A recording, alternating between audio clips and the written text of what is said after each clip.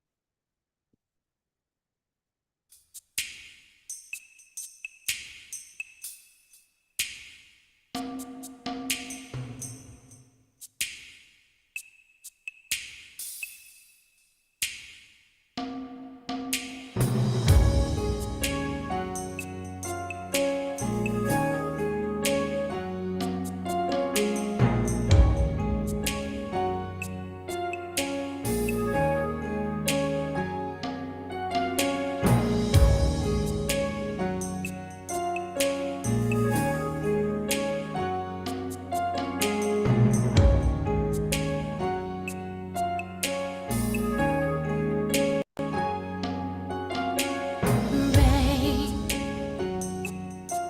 such a simple thing. Every drop, a different stop, but they all come from the same. God is the cloud, and we are the rain.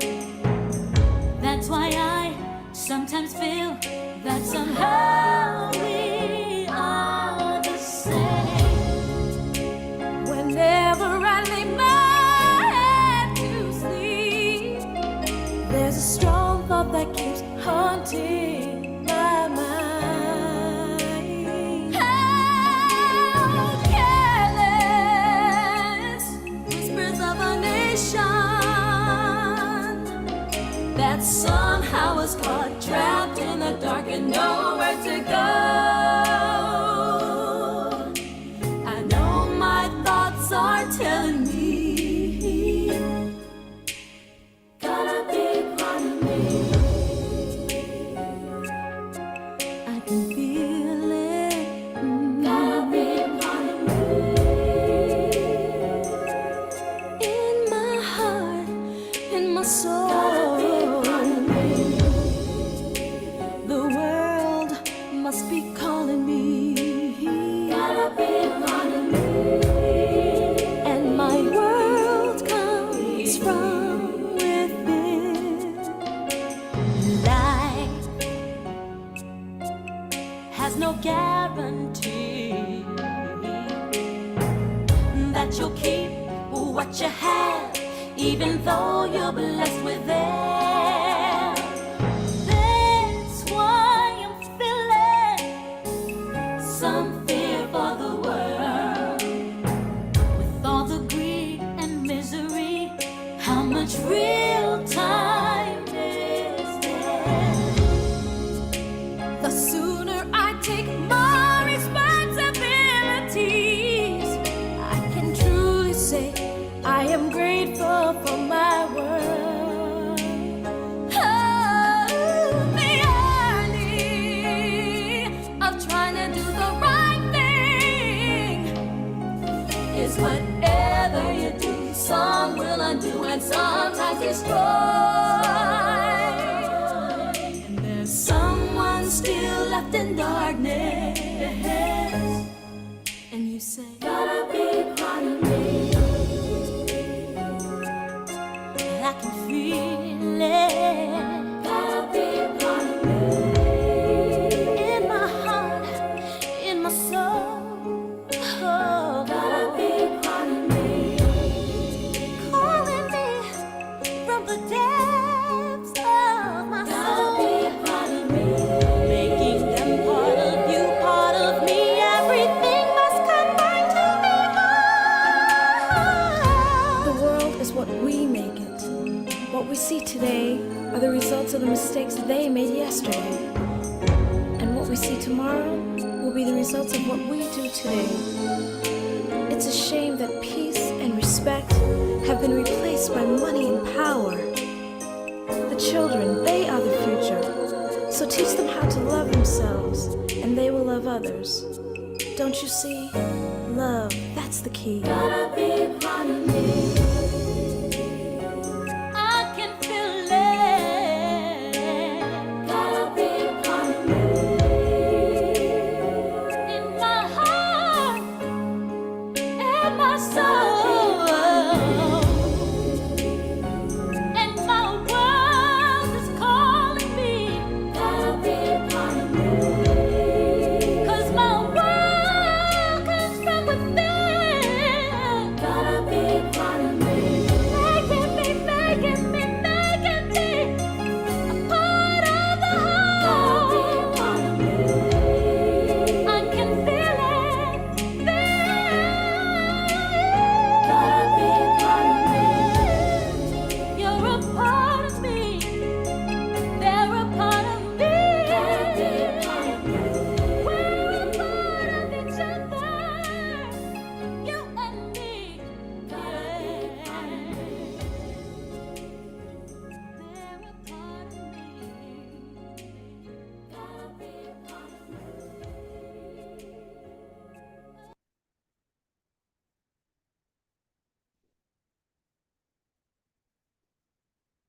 Good morning, everyone.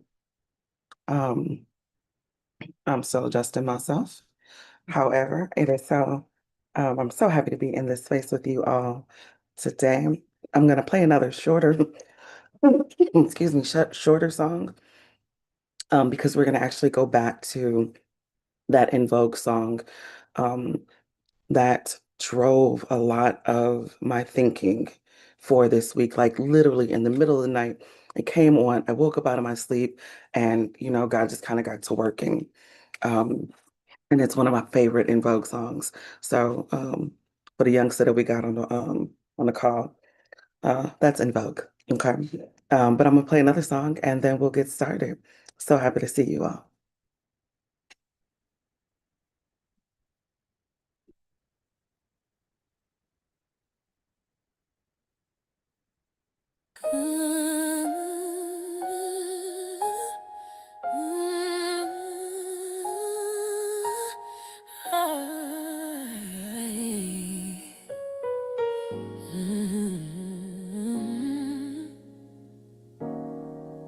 One thing God don't do, He don't play about me. When the darkness came for my name, He stepped in instantly. Every demon tried to whisper, but He silenced every lie. They thought they had my spirit broken, but my God stood by my side. He walked into the battle, and the enemy had to flee.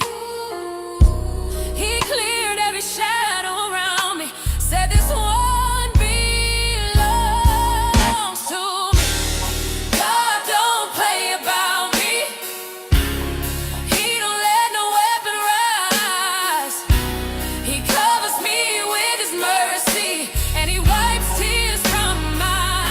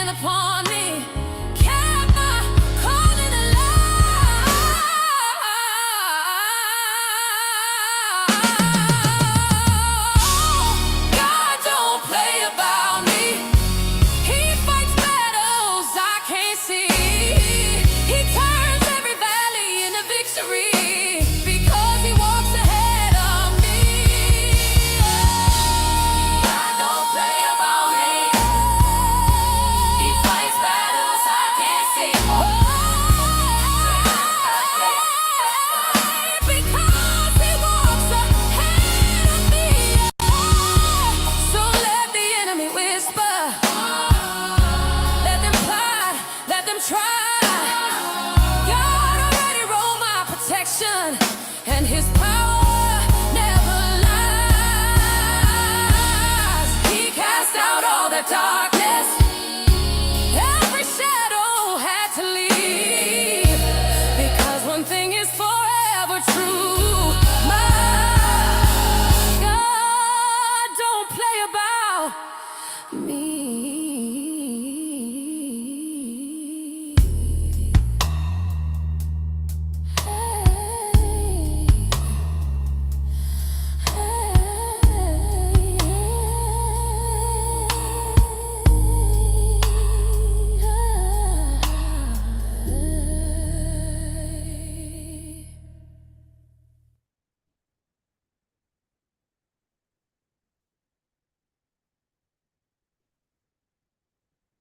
God don't play about me. My. Let me move my camera. I have a weird setup, y'all. I'm trying to figure out what's gonna be best. I have two screens.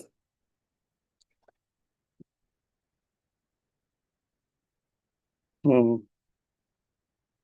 Hmm. Okay.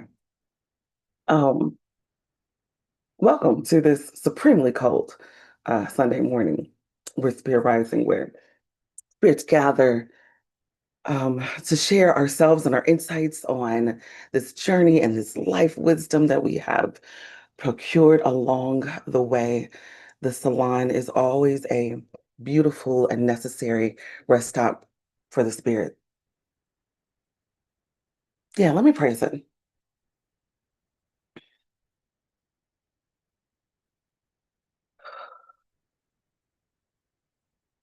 Mother, Father, Creator, holder of wisdom and knowledge, life and love, source of all energy and power, we are grateful always and thankful for this day, for today, for the opportunity to sit once again with one another. We humbly ask that you amplify all divine energies in this space on this day, that we might better understand ourselves, better connect to you, better lean into the holiness of our core. We ask all well and uplifted ancestors to come and provide guidance and direction and clarity. With all that you have learned, may we be continuously driven by your previous footsteps. We hope today we have the vision and determination to courageously examine and vulnerably lean into spaces that might not feel comfortable, but will definitely bring us closer to you and all the other God creatures in this universe. These things and whatever else may be on the hearts and minds of those present, we ask in honor of the Most High. Ashe and amen. Okay, I'm totally gonna move over here. I don't like it. So we're gonna figure this out together. Good morning, Mama Love. Good morning, Mo. Good Good morning, morning. Delisha. Good morning, Sweet Tea. Good morning, Aaron. Um, let's just do a quick check-in before I give you our guiding questions. If anyone has anything beautiful or wonderful that they'd like to share with us this morning, how are you? How are you tapped into the word? How are you arriving today?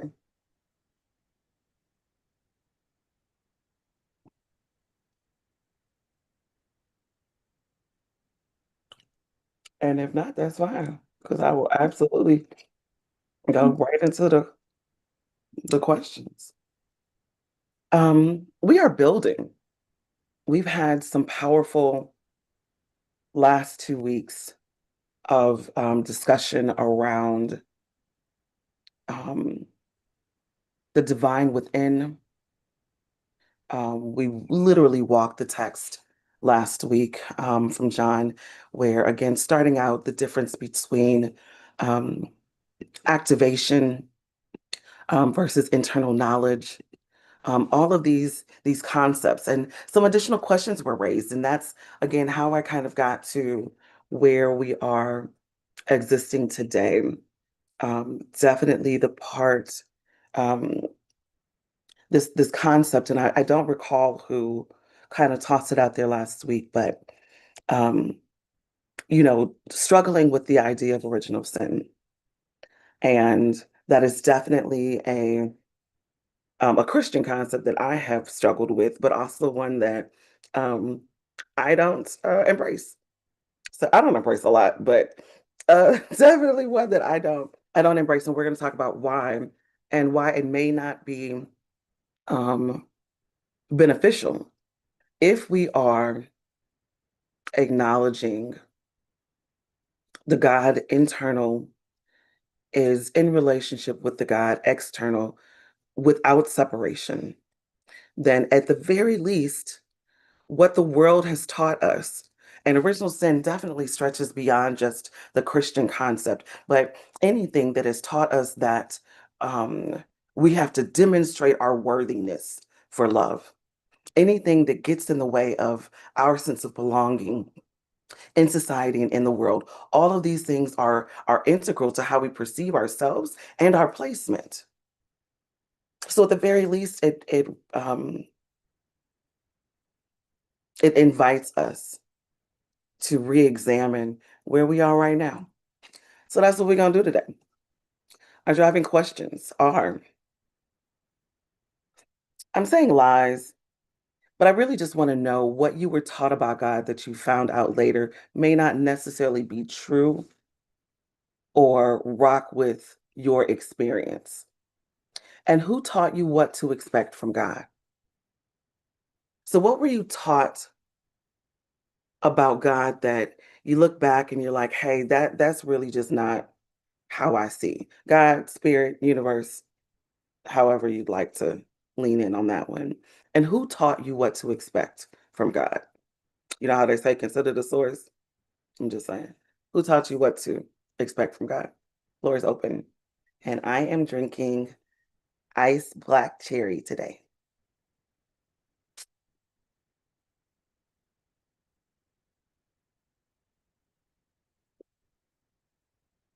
What are you drinking, Aunt Dande?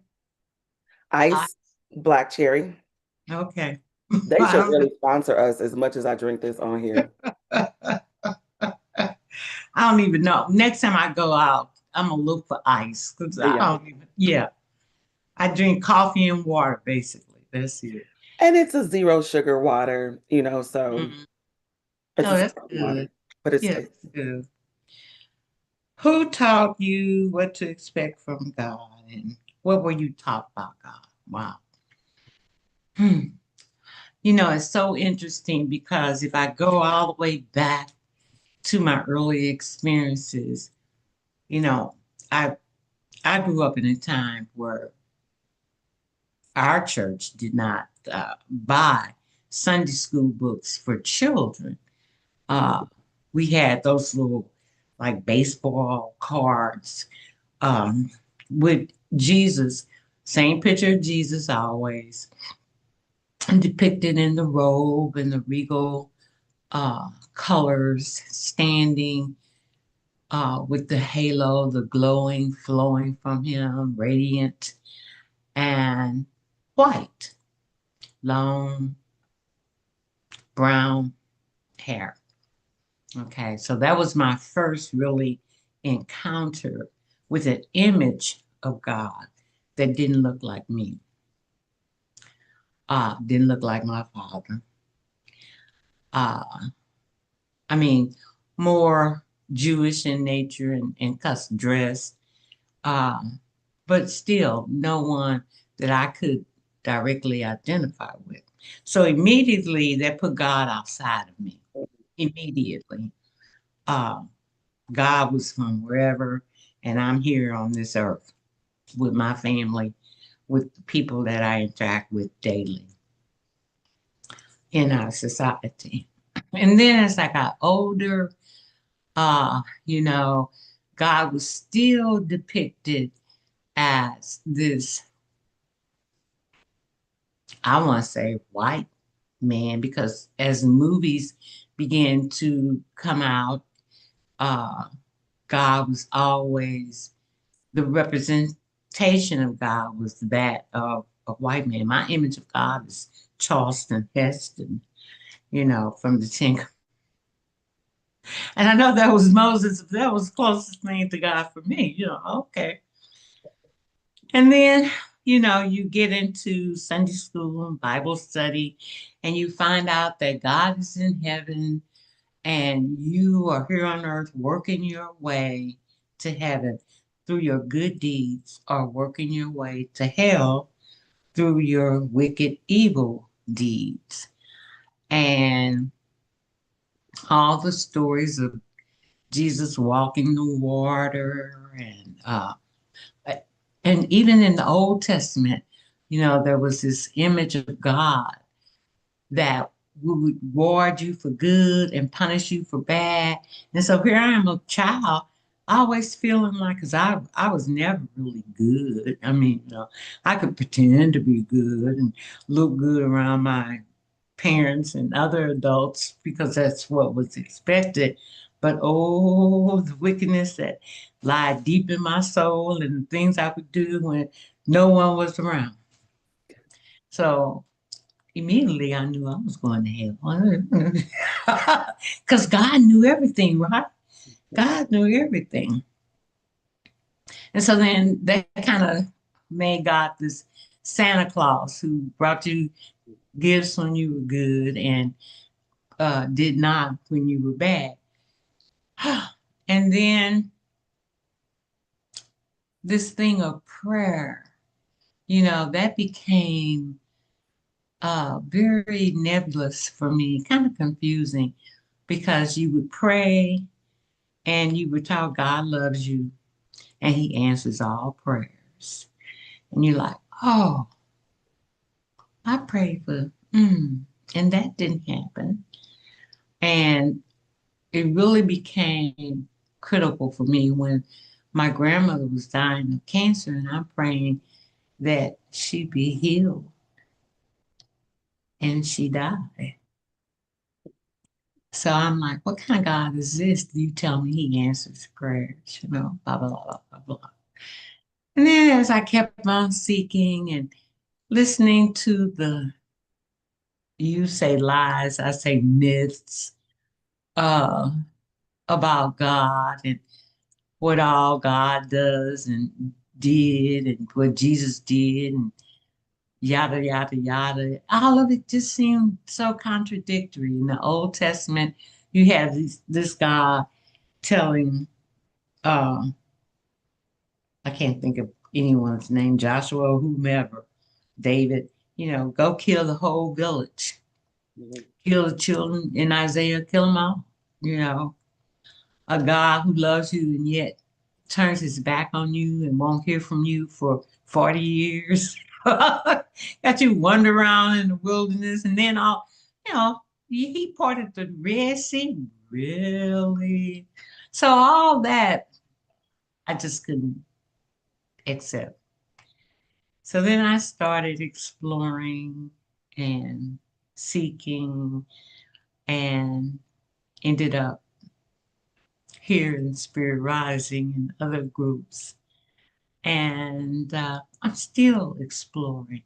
I'm still questioning who is Jesus and what do I really believe? Who is God? I love that you touched on so much that we're going to dive deeper in today, but I want to call out a couple of things. This idea of how the images that we are shown of God can make us either feel inside or outside of the lines, no matter what the text says about Jesus operating in the margins, right? But to continuously see an image of essentially a white man, a white European man, um, and no images where God looks like us, it all automatically feels like, because if God is a white man, and I know how white men, sometimes even the best of white men, may treat, I'm gonna say just Black folk in general in this country, then I'm also looking at God like that. So if I don't see myself in God, then how am I supposed to believe that God can truly love me completely, like the way like my daddy would, a big Black man, right? Who I know how he loves me, and that makes sense.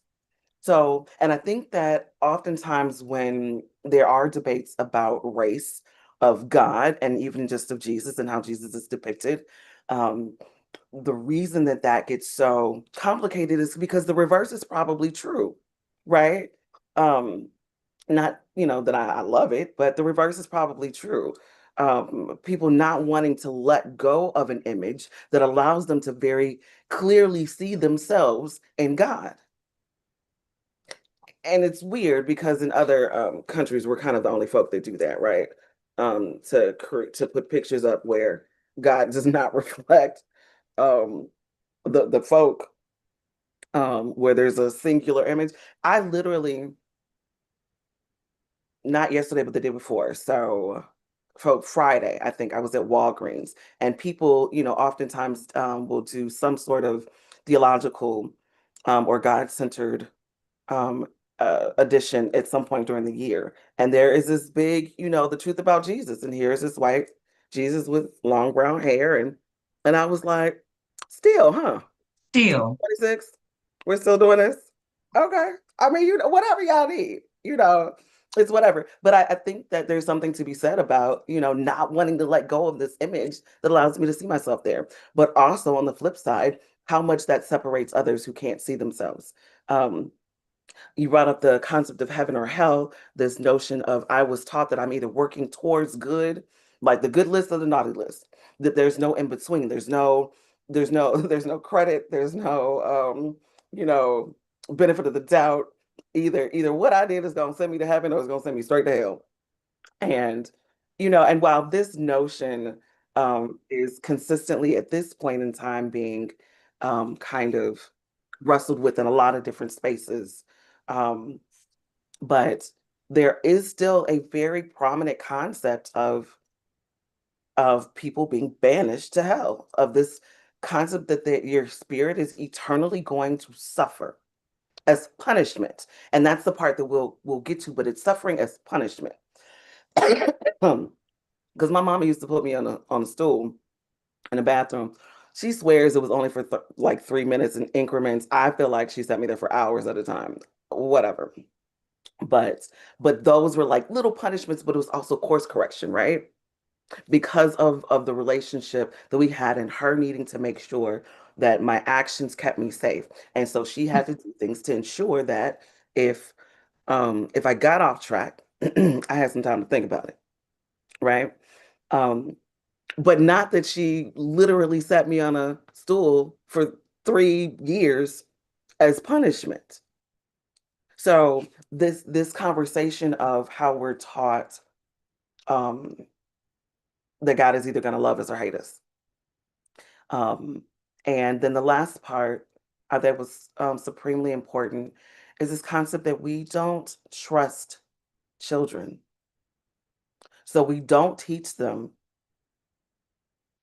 how to handle loss or death or grief because we think that they can't handle it. So we give them part of the equation, pray, God answers prayers, but we don't teach them what to do when life just does what life does and how to handle that. Again, that this is not that God is not answering your prayer. It is not that God is doing something against you. It is not that the world is doing something against you. It is that death and loss and grief are a part of this existence. It is a part of our humanity. It is a part of what makes us whole. And it simply is a must, just like, again, the leaves fall and return. It is simply a part of the cycle. So, thank you for laying a beautiful foundation. Good morning, Tamira. Good morning, Delisha. Good morning, Tess. And good morning, Remedy. Our driving question, I will put them back in the chat. I'm saying lie, but again, I really mean just what you may have been taught about God that you later look back and was like, that doesn't really rock with my experience. Um, I'm not a fire and brimstone person, never have been, always, even when I was a kid, looked at people who, again, did this kind of fire and brimstone teaching and was like, nah, That ain't my God. Um, I'm not certain whose God it is, but that's not my God. Because my God is merciful, and my God is graceful or full of grace. So, what have you been taught that maybe you look back later and was like, that's not my experience? And who taught you about what God expects of you? Those are the questions we're discussing now.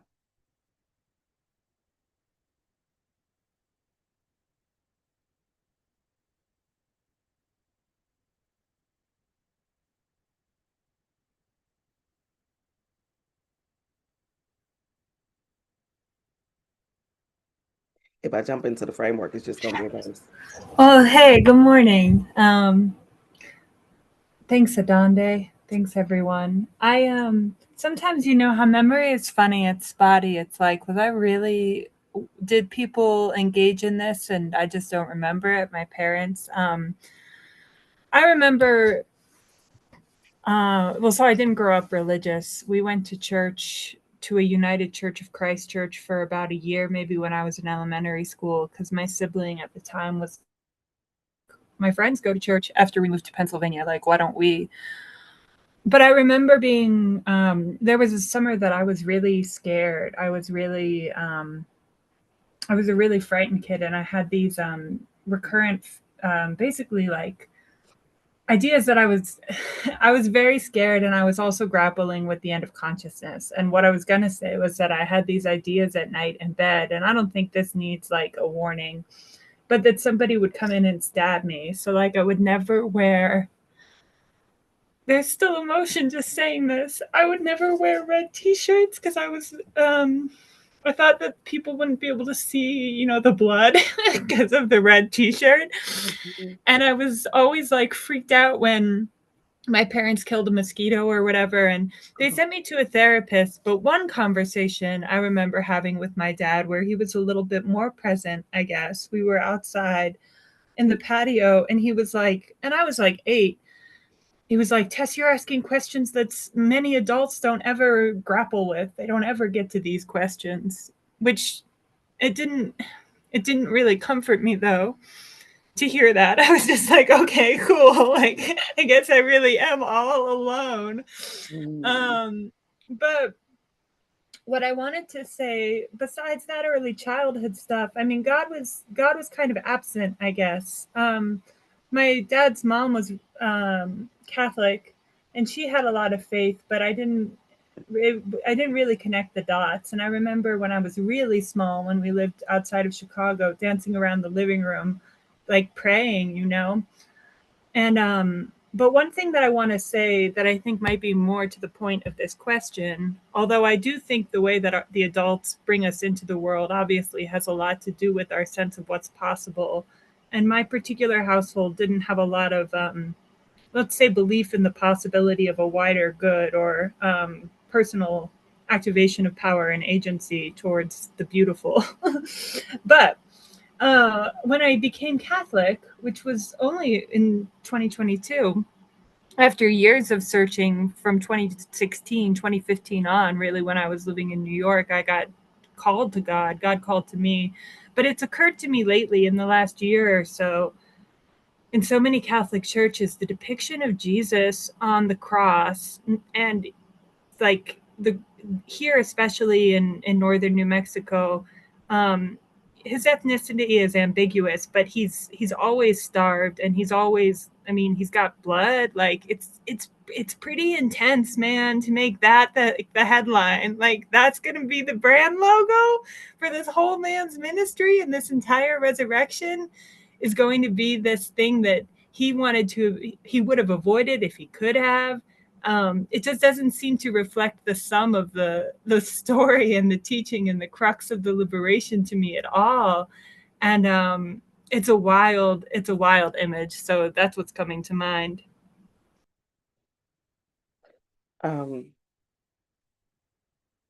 First off, the brand image is hilarious as a concept, just given the world and the digital world that we live in now, because it really is kind of crazy that for centuries, um, the death of Jesus is what is used to promote the goodness of Jesus. Like, Okay, yeah, sure.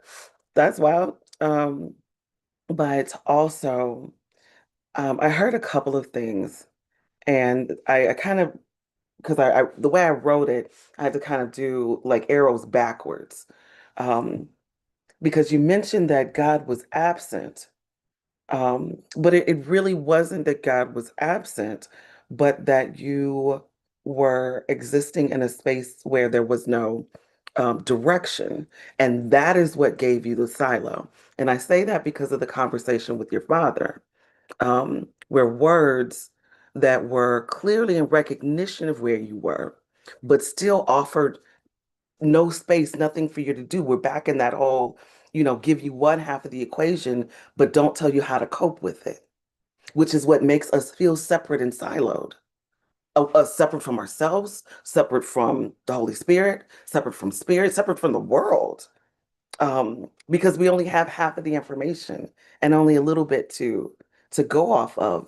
And I wonder, even as a child with some of those unfounded fears, of which I'm a grown up most days, and I still have several unfounded fears that like can riddle me. Like nothing's ever actually happened, but I'm still terrified that it might. I hate driving over overpasses, can't stand it, just think I'm gonna fly right on off of it. Don't know why. I know how gravity works, but it's the same thing that happens when we are a child, and this this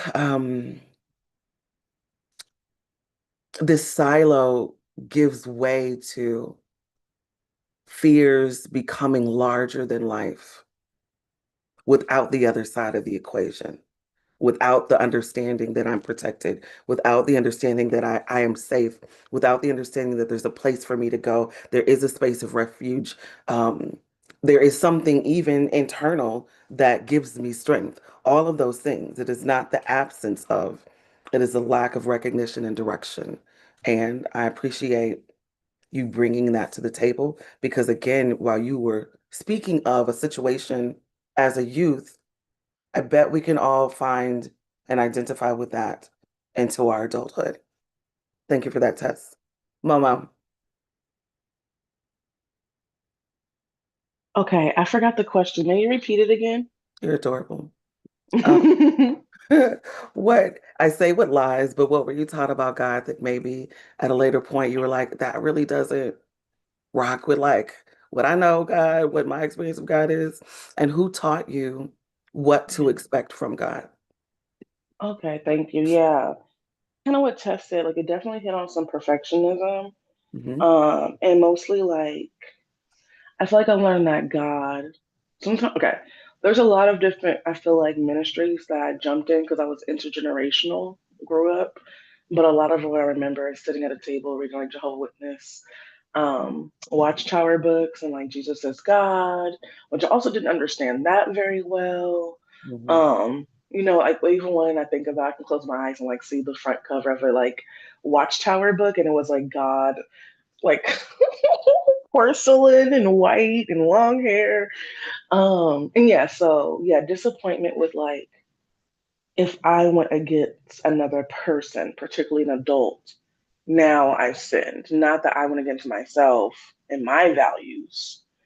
So that was interesting. And then also the times where I got in trouble the most was when it wasn't my fault. So that was a little confusing. And then this is silly, but I guess the awakening for me was when E40 has said Jesus Christ had dreads, so shake them. That really impacted my life. Because I was like, okay, well, who has dreads? Who has locks? I mean, obviously a melanated person. And then I think a lot of like different songs that talk about being young and black and God or goddess and like inner strength has really shifted my understanding. And I want to make a comment from earlier, which was if we mostly saw God as a white man, then I'm also understanding that like other white people saw God as a white man, which goes against the fact of like understanding that black folks, melanated folks are also God. So I think that that was also by design. So yeah, that's all I have to say, and thank you. I agree with all of that wholeheartedly. Definitely wasn't expecting the E40 reference. Hilarious. Um, but I want to highlight something. You said, w- yeah, I'm going to do this one first.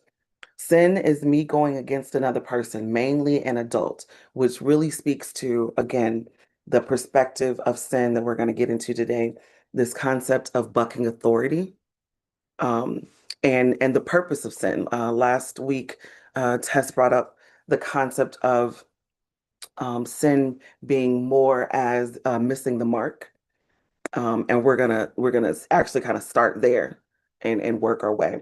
But also the Holy Trinity is um, a concept I think can legitimately be taught differently for a multitude of reasons. One of them being that, again, the Holy Trinity, as it is taught in Western Christian cultures, um, Father, Son, Holy Ghost, is not the original Trinity. And um, maybe I can chat with Aaron and see what we can do about. I literally rewilded the Trinity for the summit this year, and because it's not the original Trinity, and because there are other ways of looking at and viewing the Trinity. But the reason that I in particular don't like Father, Son, Holy Ghost is because the original Trinity was mother, father, child. And to take the woman out and make it ambiguous as Holy Spirit is problematic, which is the same thing that you're saying about seeing God or even Jesus, because if Jesus is the Son of God and we see Jesus as a white man, then it automatically alludes to the notion that God must also be a white man. How, Sway? I mean, I was about to say real shit, and that's okay. But real talk though, if God is the creator, the only thing that burst in this realm are women, then at the very minimal, shouldn't we think that God is a she? If we're gonna gender God, like, shouldn't we begin there? Right? So who benefits? And this is another question I'm gonna ask later down the line, but who benefits from this thinking? Who benefits when we see this? Who benefits from removing the woman? Who benefits from saying father, son, male, male? Who benefits? Who benefits? And who has to struggle to then see themselves as divine, which also allows you to see yourself as worthy, which also allows you to see yourself as powerful? Eve ain't come from no rib, but that's another story. Oh, I'm sorry, Mama. Um, we all chat about that. I'm gonna make that a later one. What? Eve Um, did not come from the rib of Adam?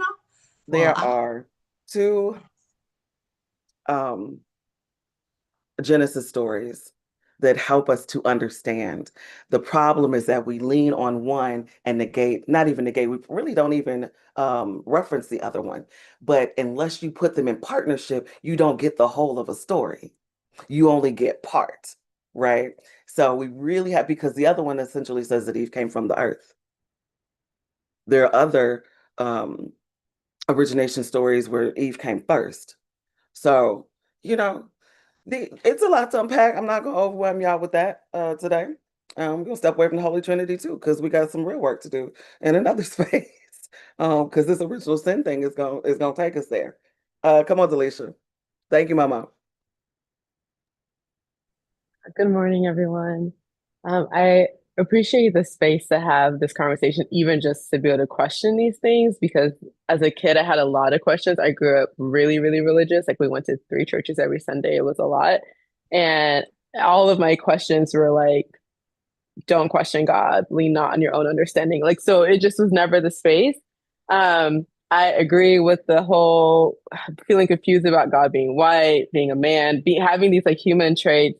I feel very confused with the concept of original sin. I feel very confused with the whole obsession with death of Jesus, and I get that like it hangs on.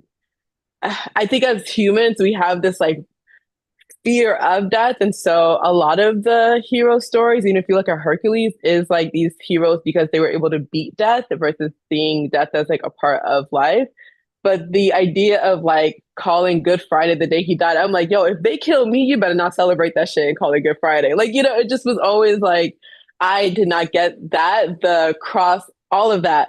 But I will just say, I feel like I have to give this caveat that like I'm not somebody who believes in God. And from a young age, I've always felt really uncomfortable with the way that God is presented. I will never forget when I first learned their story about God wanting Abraham to sacrifice his son and just being in the room like, y'all about to tell me that if God tells my mama to kill me, she gonna do it. Like I was like, this is weird. It was weird to be like, kill your kid to prove to me that you love me. I think it was Abraham. I might be wrong. Kill your kid to prove to me that you love me. And then like when he was going to do it, just be like, JK, just want to see if you're going to do it. And so even like the other day, I was talking to my masseuse and he was talking about how he was like, do you know why the world is the way it is? It's like, he's like, it's because we're not worshiping God and God is the jealous God and we need to worship. Like all of these ideas of like, and a part of me, as somebody who loves mythology, loves seeing these like human traits in a deity of like jealous and I don't know, insecure and like all of these things. But a part of me is like, this cannot be the role model for like who we're supposed to be. And then I just never understood if you are in charge, why are you doing these things? Like you don't have to. I was 8 years old and I prayed for God to either save or kill the devil because I was like, I don't understand. Why are we spending our whole life avoiding the devil, avoiding the sins, avoiding temptation? Why not just get rid of it and like not have to deal with that? And then I got in trouble for that. Right. And so I never understood where it's like, if you are in charge, why does your son have to die? If you are in charge, why do we have to leave the garden? Why, if you are like, you don't have to, you don't have to do any of this. You want to do this, like you want to do this. And at a certain point, I was like, oh, there is really no need for a hero without like a villain. Like there is no need for this like concept of like all good if there's not a concept for like all evil. And the binary, all of these things have just been stuff that I've really struggled with. And then the idea of like God kind of like Superman, like something that's going to come to save us that like really put people in this realm of just being passive and like accepting that like, well, it's all up to God's plan and God has works in miraculous ways and just not having a sense of agency and like what do we want to do? This idea that we have to wait to die to experience heaven versus being like we could create heaven on earth. Like I have felt really frustrated with the ways that the ways that folks talk about God as someone to fear, as some like even the idea that there's anything that you could do that somebody who is supposed to be your parent and supposed to love you would punish you for eternity. Like all of these things feel really like limiting concepts for me.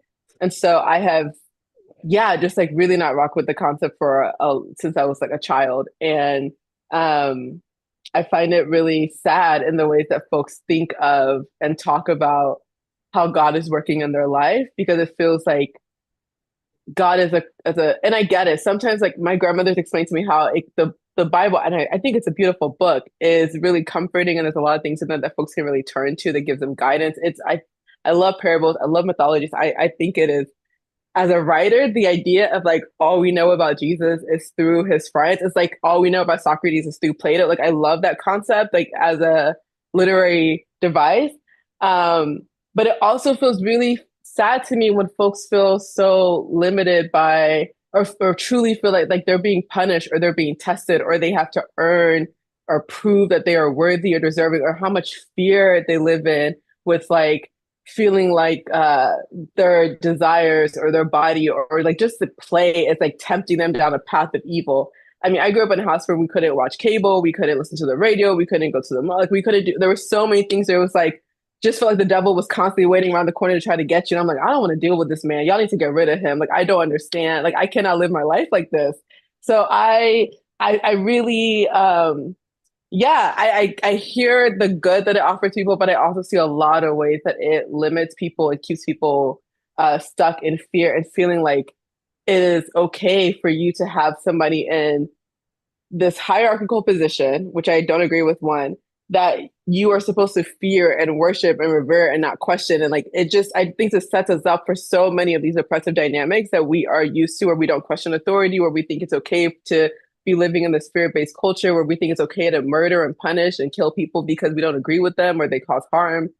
Um, and I think some of the folks who be talking God the loudest, like a lot of our leaders, I think they know ain't nobody coming to save or stop any of this shit. So they just do what they want to do and use this name, this concept in vain. So I have a lot of issues and I appreciate the space to get it out. So thank you for listening. I mean, all of that, absolutely. Um, the the first thing that I want to really kind of smash together, and not completely, but the idea of the way that God is presented to us, creates fear, removes agency, suppression of self, um, and the hierarchy is mimicked in the way that people believe that they can also act in the world towards other people that they believe to be lower than. Um, I also agree that, again, this obsession with Jesus' death is, again, is this the brand that we went out there? Because it's not. Um, and I think that's where, for me, I am truly in love with the idea of deconstructing where we've been versus where we can be. I also love the Bible as a piece of literary work for so many reasons. Um, but I also think that it is a book that has been utilized to teach in a boxed in way. Like, I don't even know another way to say it, to teach in a very boxed in, closed-minded way. We assume, because of the way God has presented to us, that these things, these stories that are taught, if we're taught to see the Bible, one is literal, then yes, how crazy is it that a God would go in and wipe out the world twice, and have to be have to be convinced not to do it a third time. Like God, you said you weren't gonna do it again. Like these are the things that happen. So of course, how can you not fear that, or look at it strange, or look at it weird? I think when and all of these things tie together with how we see the world, because we're navigating our sense of self and our sense of divinity, our sense of connectivity to the world and to the universe, all at the same time. So I'm trying to understand God while I'm trying to understand my mama, while I'm trying to understand the world. And in each area, somebody don't always treat me well. So who do I go to? If God could possibly, if I piss him off, take me out of here. And if my mama can get pissed off at me for not, or for questioning God, um, and if the world is telling me that I'm not enough, then where do I fit? We're back to this concept of silo, from the beginning, where, the concept that God may be absent, and it makes us feel outside of anything or outside of everything. Where do I fit then? Where do I fit? And if God, again, if you know everything, if you're so smart, if you got this all in the bag, then why don't you just take the good and take the evil out of this world? Why can't we all just live happily ever after? Why is that even a thing? So if we presented God differently, not as man, and by man I mean human, um, but if we had different conversations about the evolvement of God, just like the evolvement of the earth, just like the evolvement of us. If we understand these things to be simultaneously true, then it's not that God knows yesterday, today, and tomorrow. It's just that God is more capable of stretching. It's that God has hands or touches. And when I think touches, I think we people are all over the world. And we're all connected. We're gonna have to go back to that In Vogue song, but we're all connected in this space. And so God exists, or love exists, connectivity exists in all of us. So the reach is possible if we believe that is possible. But again, Tessa already said she grew up in a family that didn't really holistically believe in, kind of human beings being good natured and the ability to come back or lean in that department. So where does that leave us? And who knows, right? It really is just about the wondering, about the calling the things crazy that seem crazy and letting that be okay. Letting that be okay. I never understood why you couldn't question God. That has always been. If I can question my daddy, why can't I question you? And not question like, I'm not trying to put you in your place, God, quote unquote. Um, but there's understanding that's beyond me, and I can't find it all in an encyclopedia. So we're gonna call forth the God in all things to see what else we can learn. Okay. Thank you for that, Delisha. Amazing. I hope you have so many more questions to throw out there. It's lots of yummy stuff to chew on. Okay, Mo, second round, let's go. Okay, small thing. This is kind of a tangent, but kind of not. So I think about like church fashion as well. And like if we're going to the God house, like you gotta put it on your best. You can't come in no sweatpants. And I think about then it takes me to like the fashion of Black women specifically, and Mm, like what my grandma wore, what I wore, what was not appropriate. And then it makes me think about Patrick Kelly, who's like amazing Black queer fashion designer who took a lot of Southern Black church dress into what he created. But then it makes me think about too. I remember like growing up, I was like, "Don't be gyrating," and that's all I do now. I just be gyrating. So then it goes back to respectability politics too.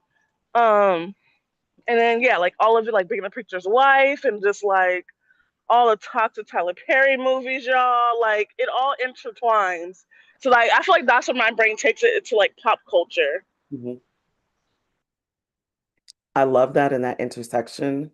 Um, because again, it's just how God is presented to us, what God expects from us. Because on one hand, we and definitely respectability politics, you know, the way the Black church has, e- I don't know, grown up in this country, where you got to put your best foot forward, right? That's a theme in the community as a whole. You got to show up top of the top, right? Dressed to the nines, like that is a necessity.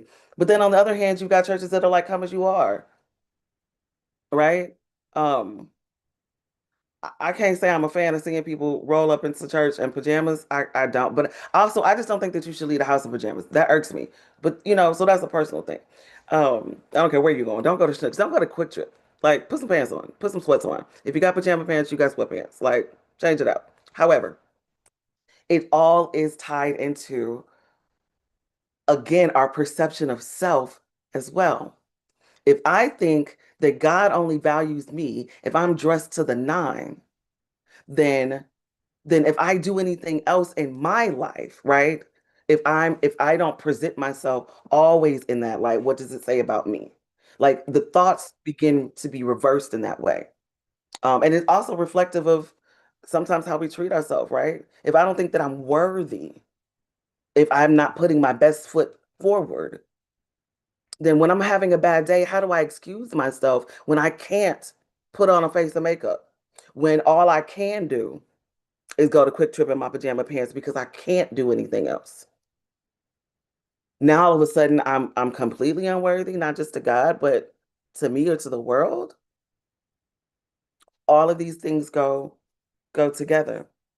But if we amplify our sense of our God sense internal, and I'm trying to figure out if I'm leaning too far without just starting. Um, and understand the relational aspect of connection and how that builds. We kind of negate some of these things and can remove them from our personal theology. And I think at the end of the day, that's what all of this is about. Whether or not you lean into the church or not, whether or not Jesus is your homeboy or not, whether or not God is your role model or not, like however it is, the question is, what in your personal belief system is still being dictated by things that are not actually of the way that you believe? Tamara, we're listening. Lashia Dande. So happy to see your face.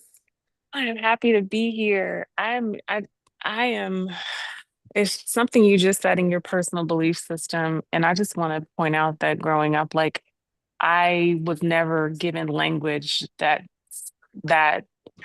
Mhm. had me believing I had agency to shape a personal theology or a belief system for myself. Like, this is what the imam is talking about. This is how we have to be. And if we're not, like, we're going to hell. Like, the jinn, like, we're in cahoots with the jinn, with the devil, with evil. And so, yeah, just your just the language here of like personal theology. It was like I didn't even know that I could have that until in my 30s when it was like, oh, everything that I have been told about God, like I'm having a direct experience that contradicts that now that I have a different level of awareness. So, yeah, I wanted to name that. Thank you. I love that so much, just calling that out in particular, because again, that goes back to what we were saying about children being given half of the story, being told that you don't you don't have any agency about what you believe is wild. That's crazy work. That's crazy work. And I must have been obstinate like my entire life. I had to have been because again, at least when it came to no, pretty much everything, but definitely in spiritual spaces, the way that I was like, yeah, nah. I hear what you're saying, but that's wild. And I choose not to believe that. I didn't have the word. I didn't know personal theology when I was 7, but I knew that I didn't believe what you just said. And I don't have to because I don't want to. And really, I was just stuck on that. Again, maybe this is just the big Aries energy in me because I'm like, you're not about to tell me what I can and can't think. Like that's crazy talk. And I'm not gonna believe that. I don't believe it. I refuse to. Um, if we teach this to youth as they continue to grow, they grow in that agency in the world. It's not just about the church. It's not just about your relationship with God. It is how you see yourself in relationship to everything around you. If you can't question God, authority, hierarchy, then you aren't going to talk back to your boss. You feel me? You're going to shut up when your husband tells you what to do. You see what I'm saying? If you think that you are lower and beneath than, you're not going to exert your autonomy in spaces that will keep you safe. Let me start. Let me start. And I'm probably going to start somewhere in the middle. Maybe. We started this month out with the activation of our desires and the sense of our internal and inherent ability to create. And then we walk the text to better perceive sin. Again, thank you, Tess, with missing the mark rather than some concept of a moral fracture or inherent flaw, which brought out this question of original sin. So I just want to review a couple of things from the last couple of weeks. We already know God does not need to be imported into our bodies. And yet we also realize wisdom often needs to be spoken to disrupt our fears and spoken loud enough to be recognized beyond our conditioning. Jesus, in this sense, is figurative because he does not replace the God within us, rather demonstrates the power of reflecting the God in us back to us until we believe it ourselves. And this miracle can be replicated by anyone who sees the God in us because the miracle itself resides in us. We are the miracle and simply being reflected back to us so that we have a wake-up call. We forget things like, trauma, life, the world, people, all the things, right? So at the end of the story with John and the man at the water, when Jesus tells the man to sin no more, it seems plausible to me that he is not insisting that this man live a life of perfection. Rather, he's making an appeal to the man not to return to the thinking that kept him bound to the ways of his conditioning now that he knows better. Hear that. I'm not asking you to be perfect or to be perfect. I'm asking you not to go back to the things that kept you bound by your conditioning because now you know better. I'm asking you to lean in. And here's where I'd like to kind of expand, because this to me is the beautiful intersection of these kind of components that began with the discussion with Rebecca and Mama Maybell, and then also with Tess and all the things that came in. I feel like this is kind of, we're at the, you ever been go to, I think New York has them, DC has them, but it's like a 5-way intersection. It's crazy where you got crosswalks that are going every which way. I feel like that's kind of where we are. We're right in the middle of that. So if desire is the doorway for creation, and creation is a constant activity with persistent accessibility, and that is evidence of our inherent ability to operate within the same divinity as God, and sin can be better understood as misalignment with truth once the truth has been made available to us, then what happens when someone trusts the God within them, but they've been taught that they are fundamentally unworthy? It's a lot of questions in one. If we're accepting these things as true, desire is the doorway for creation. Creation is a constant activity, and we have a persistent accessibility to it. Our persistent accessibility to creation is evidence of our inherent ability to operate within the same divinity as God, the God that people have been told is external to us. And sin, we're accepting, is better understood as misalignment with truth, misalignment with our truth. Once our truth has been revealed to us, then what happens when we trust all of that and our God self, and yet we're consistently taught that we're fundamentally unworthy? This is where the deconstruction begins. First, real quick, because we're not going, we jump on and off, and I'm gonna jump on and off again. But real quick, I'm going to just clearly state some things. The idea of original sin is rooted in controversial interpretations of the original Greek and Latin text. And it was then expanded and expounded because of the desires of St. Augustine to maintain authority and control over the people by way of the church. Understand, the church used to be a ruling party of nations, right? So the concept of original sin, although they cite text, biblical text, those texts are controversial because of the ways that they were interpreted. So they're really pointing back to things that don't necessarily say what they're saying that they said. But somebody took this and ran with it, right? And this conversation to negate the concept of original sin goes back to the 2nd and 3rd century. And that's important. So we have to be clear when I say Jesus in the Bible never teaches original sin. Jesus never teaches inherited guilt. Jesus never claims ontological corruption, ever. That's not, even if we just view Jesus figuratively, that's not his vibe. It's not what Jesus is going for. Jesus does not come to fix broken people. He comes to help people live from a place of wholeness. He comes to reflect you back to you. Jesus comes to say, hey, yo, you got it. And you tripping because you forgot. Original sin requires brokenness as identity.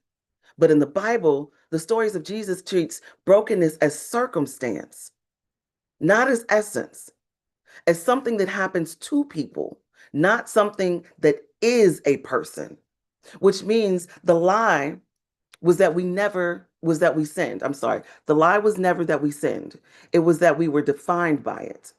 The lie was never that we missed the mark. It was that missing the mark made us unworthy of belonging. The lie that original sin teaches us is that something can make us less than, that something could ever render us unworthy of being loved, unworthy of executing, of existing within love, of being a part of love. And once we expose the lie, then everything begins to rearrange itself. Things begin to fall apart. We start to question, we start to wonder, we start to say, well, what do you really mean by that? And who is this serving? Because if brokenness is an essence, then healing is always about repair. It's always corrective.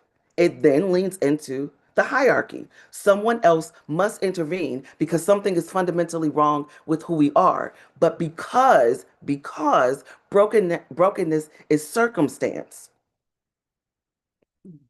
If something happens around us. It is something that happens within systems that we inherit.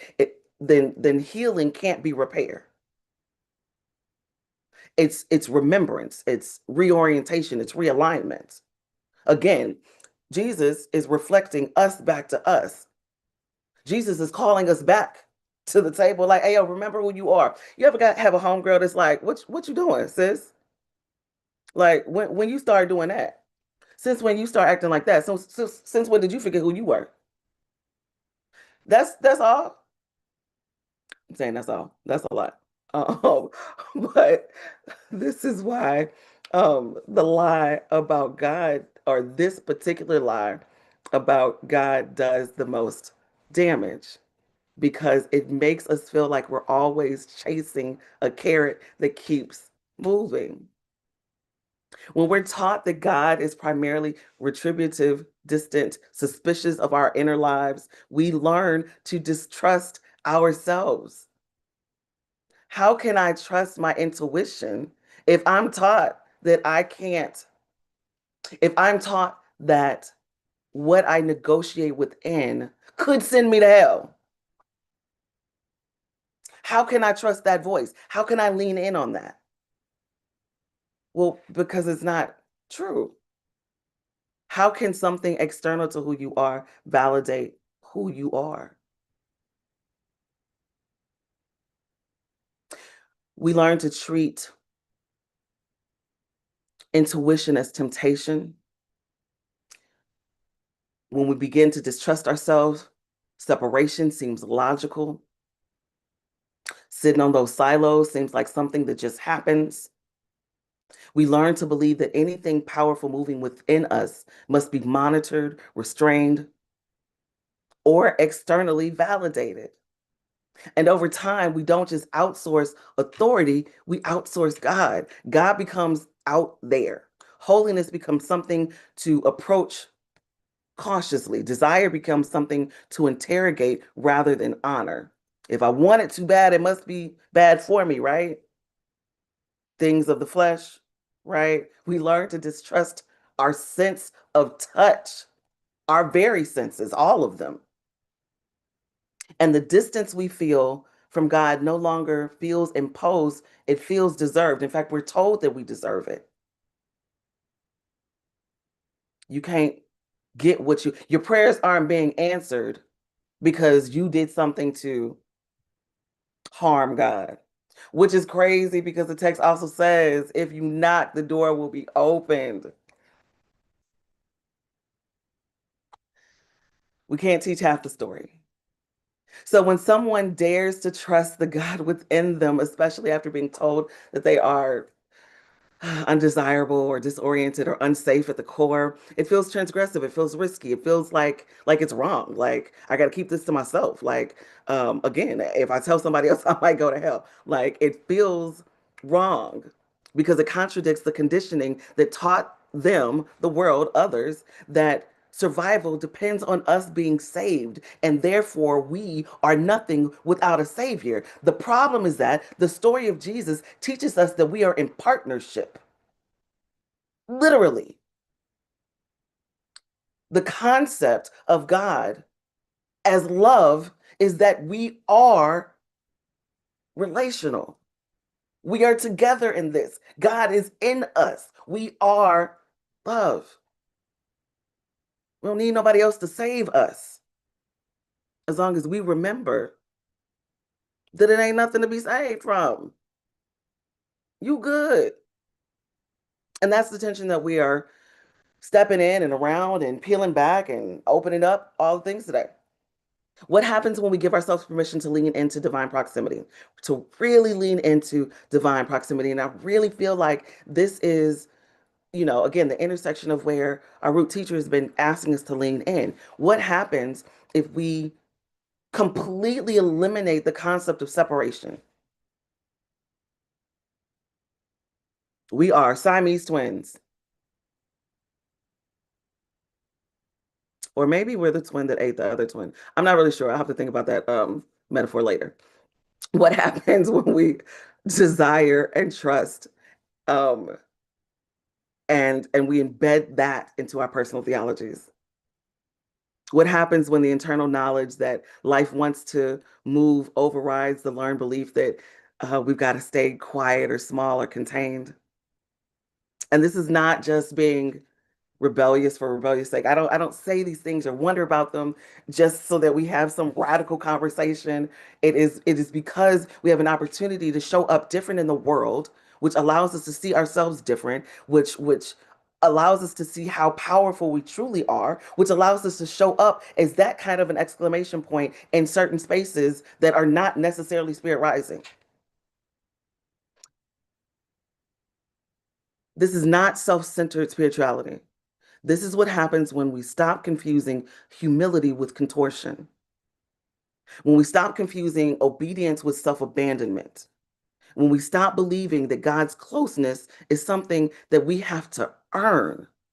Because if God is truly relational, and God is, and not retributive, and God is not, then God does not require us to distrust the very place where divine life is already stirring in us. God is not competing with our humanity. God is being expressed through our humanity. And that brings us to the question that exposes the lie even more. If the divine is already present, already active, already working, already in us, then again, who benefits from us believing otherwise? We'll come back to that question. Tamir, I saw your hand. You said exactly what I was thinking. I was like, oh, this is the practice of not abandoning ourselves, like to Yes. come home to ourselves and to trust. It's so funny to hear it now and then think about when I was a little kid.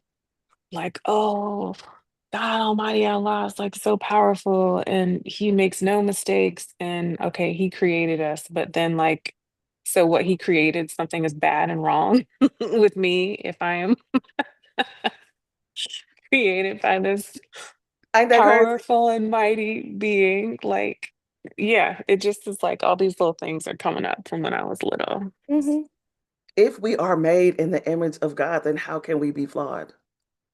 Inherently. Who does that? Who does that? Who does that?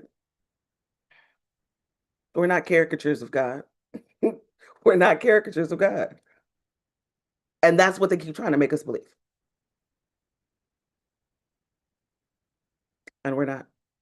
How do we come home?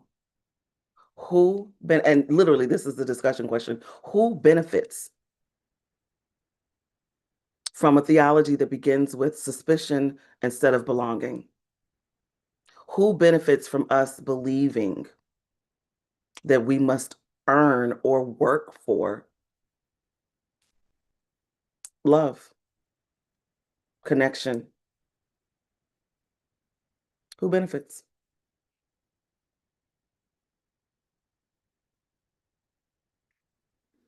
I think what I'm interested in exploring, Adande, thank you so much for this frame, is why we would create this, right? Why did we as a species, why did we create judgment, right? So one way of looking at this is those out there created this and so they could control us. That's a part of the analysis, right?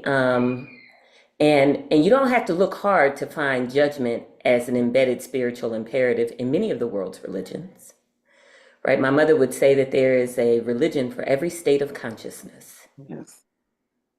Mhm. But the ubiquity of judgment as a threshold that must be crossed in order to experience and engage with the divine is fairly common in human cultural narratives. And so that makes me wonder, to what end? Like, how does it serve us? Right? What is the work? Because the fundamental question you're asking is about judgment, right? Because what separates us from God is judgment, Mhm. right? And so we are challenging now the spiritual utility of judgment as an imperative, as a practice, as a way of being. But it's so commonplace that it must serve some purpose for us to be in conflict with it. So I'm curious And I'm not asking rhetorically, like I know the answer. I'm really asking, why would we create such a construct given that it interferes with and distorts our sense of self? What value, if I can use everything, if there are no detours on the spiritual path, if soul is the consummate recycler, then why in the world would we have this? It's worth, I think, exploring to have a better understanding of it and its operations, and to be able to more readily let it go, and not just at the sort of surface, it's a mechanism of controlling authorities. Yeah, but to what extent do we use judgment? Right? In our daily lives. And find that there is value in it. So is it like, is the sort of extreme form of judgment that we see in our spiritual settings obviously related to the judgments that we exercise in just our daily settings, but on to the 100th power in our spiritual settings, like, how's it serve us, or how did it serve us, and how might we, in a better understanding of that, how might we outgrow it?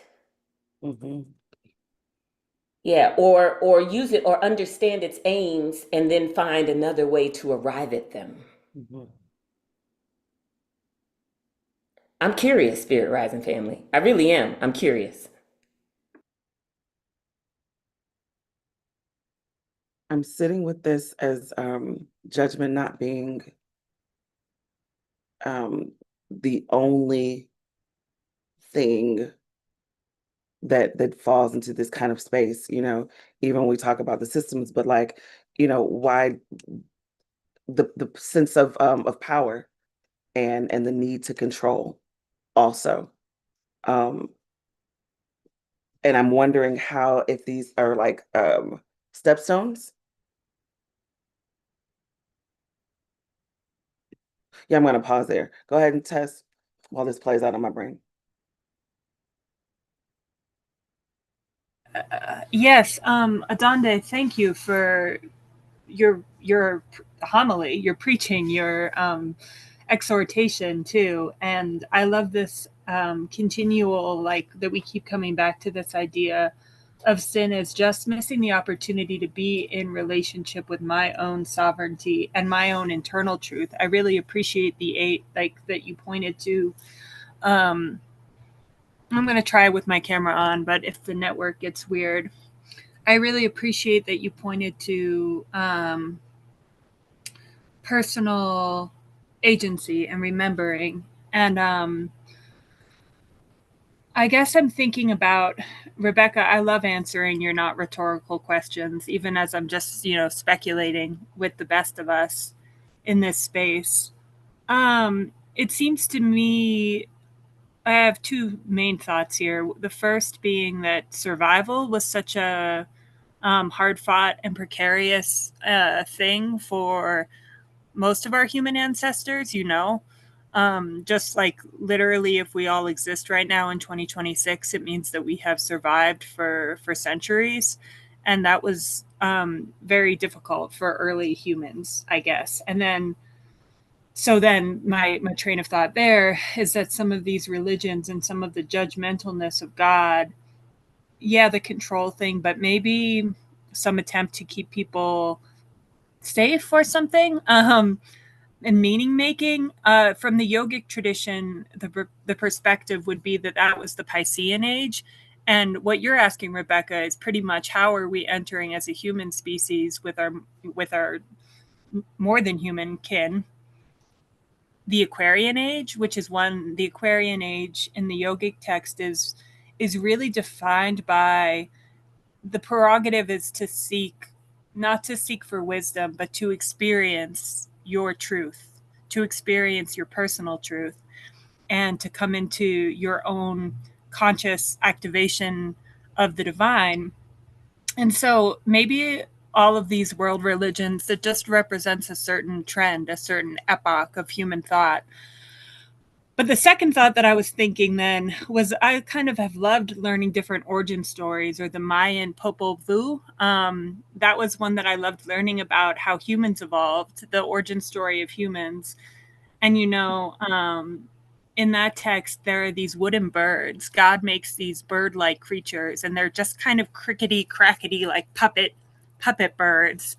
And they're using language, but they're like chirping with it. And in a Korean, before Korea, the country now, North and South Korea, like ages ago, their origin story that I learned from a poet was that humans evolved from bears, that there were these bears who lived in the caves in the mountains for years and years and years, and they didn't have any food and they didn't have enough. And this is kind of tangential, but I always think about it. When the bears finally stagger out of the mountain, they come out as humans. These humans are just like half starved bears upright. And I mention all of that because I mention all of that because it's interesting. Adande, what I love about what you're asking or reminding us is that we get to move into now this new space of our own human expression and our own experience of the divine is living through us with all of us together. And it's so beautiful. And I love the way that you shared, and I love the sharings this morning. And I am excited that this is happening on the Capricorn new moon.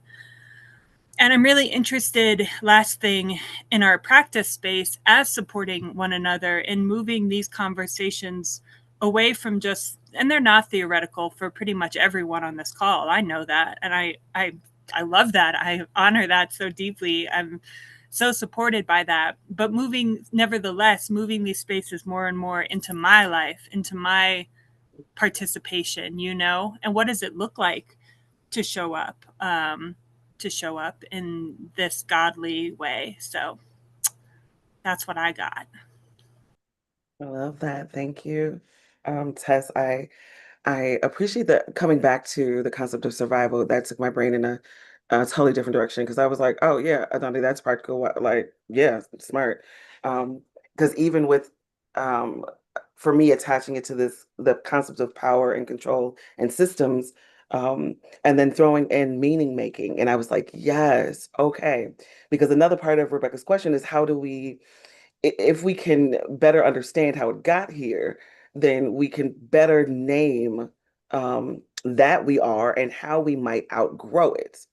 Um, if we can identify the purpose that it did serve, then maybe there's something else that can now serve that purpose. I'm not a fan of the 48 Laws of Power um, at all. The book, it disgusts me. I find it supremely problematic because it reinforces again some of these things that I just don't rock with. But also, I wonder if some are still stuck in the sense that survival requires suppression or oppression. That for them to exist, and this has got to be true actually, but for them to exist, to continue, then there has to be, we've got to differentiate who's better, who's worse, who's closer to God, who's not. Because again, if you are able to dismantle the separation theology, if you are able to see the proximity between God and self, if you are able to show up fully activated with 100% sense of agency wherever you are, that includes in the face of someone who thinks that they are better than you. So it almost seems like we're back, it's a big wordy question that definitely attacks um, some, I don't know, deeply, I don't want to say rooted, but buried concepts in our society But it really is just, how do we get people to stop thinking that they have the right to self-identify as better than? That some are closer to God than others. And is there a way for us to get away from utilizing the better than, closer to God than concept when it's so inherently embedded in so many religious doctrine? Can we really grow out of it as a culture, as a world culture, if we have so many forces and so many people that truly believe that you can't get to heaven, you're not a good person, you don't deserve good in life if you don't believe exactly the way I believe? Now we're back to that dichotomy of heaven or hell that Mama Love said earlier. Everything you do is either going to get you to heaven or send you straight to hell. And I, again, calling it out is me saying I don't believe like that. But we all know that we exist in a world with folk that do. I don't govern myself like that. I don't care what somebody tells me. Tell me to go to hell, whatever. That's crazy. But we exist in a space where this shows up, and it also shows up in the way that we interact with others, the way that others interact with us. So much so that people think that you can kill because somebody doesn't think like you. Good morning, Carolyn. It's nice to see your face.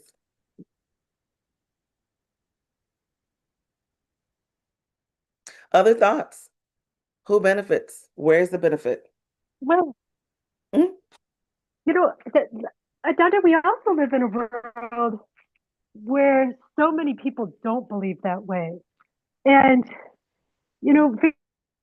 very, uh, very few of our ancestors were part of religions in my estimation. And of course, this could be debated. But when we go back to our more deep time ancestors, um,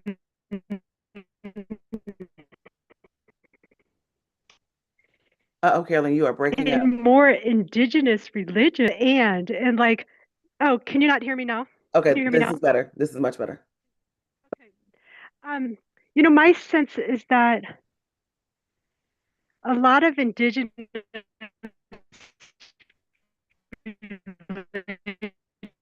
We lost you again. Right at indigenous.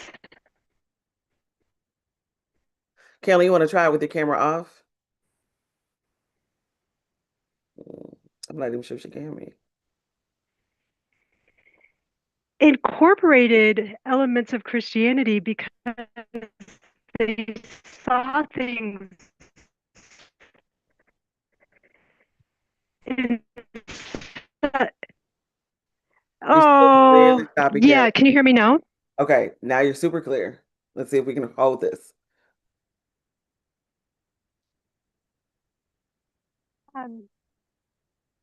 But can you hear me? We can. We lost you at indigenous way back. Okay. I was off. Sorry about that. Can you hear me well here? Yes, so far so Yeah. good.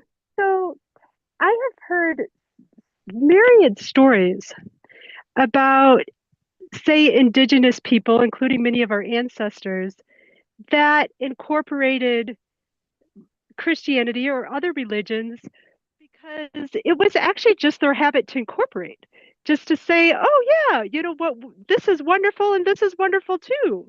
You know, like, yeah, we're here, worshiping in this way and it's really, really working for us. But hey, there's some beauty in this too, right? So it's actually, in my estimation, more of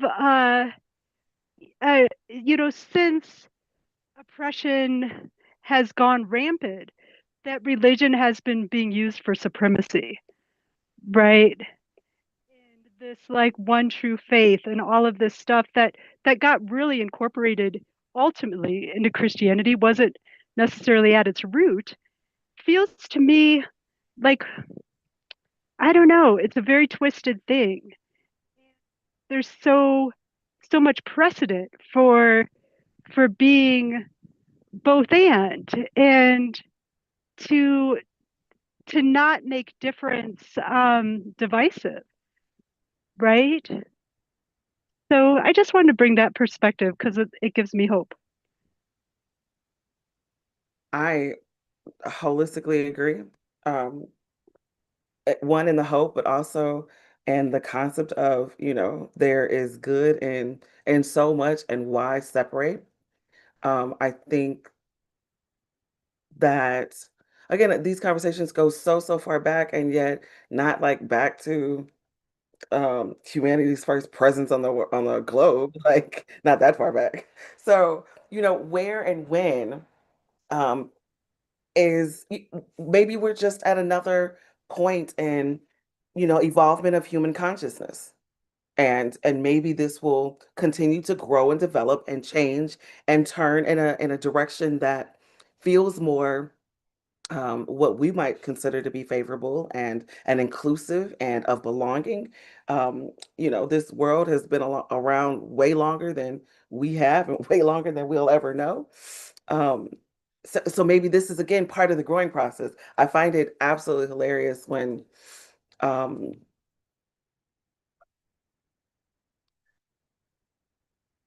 I'm trying to think of how to say this.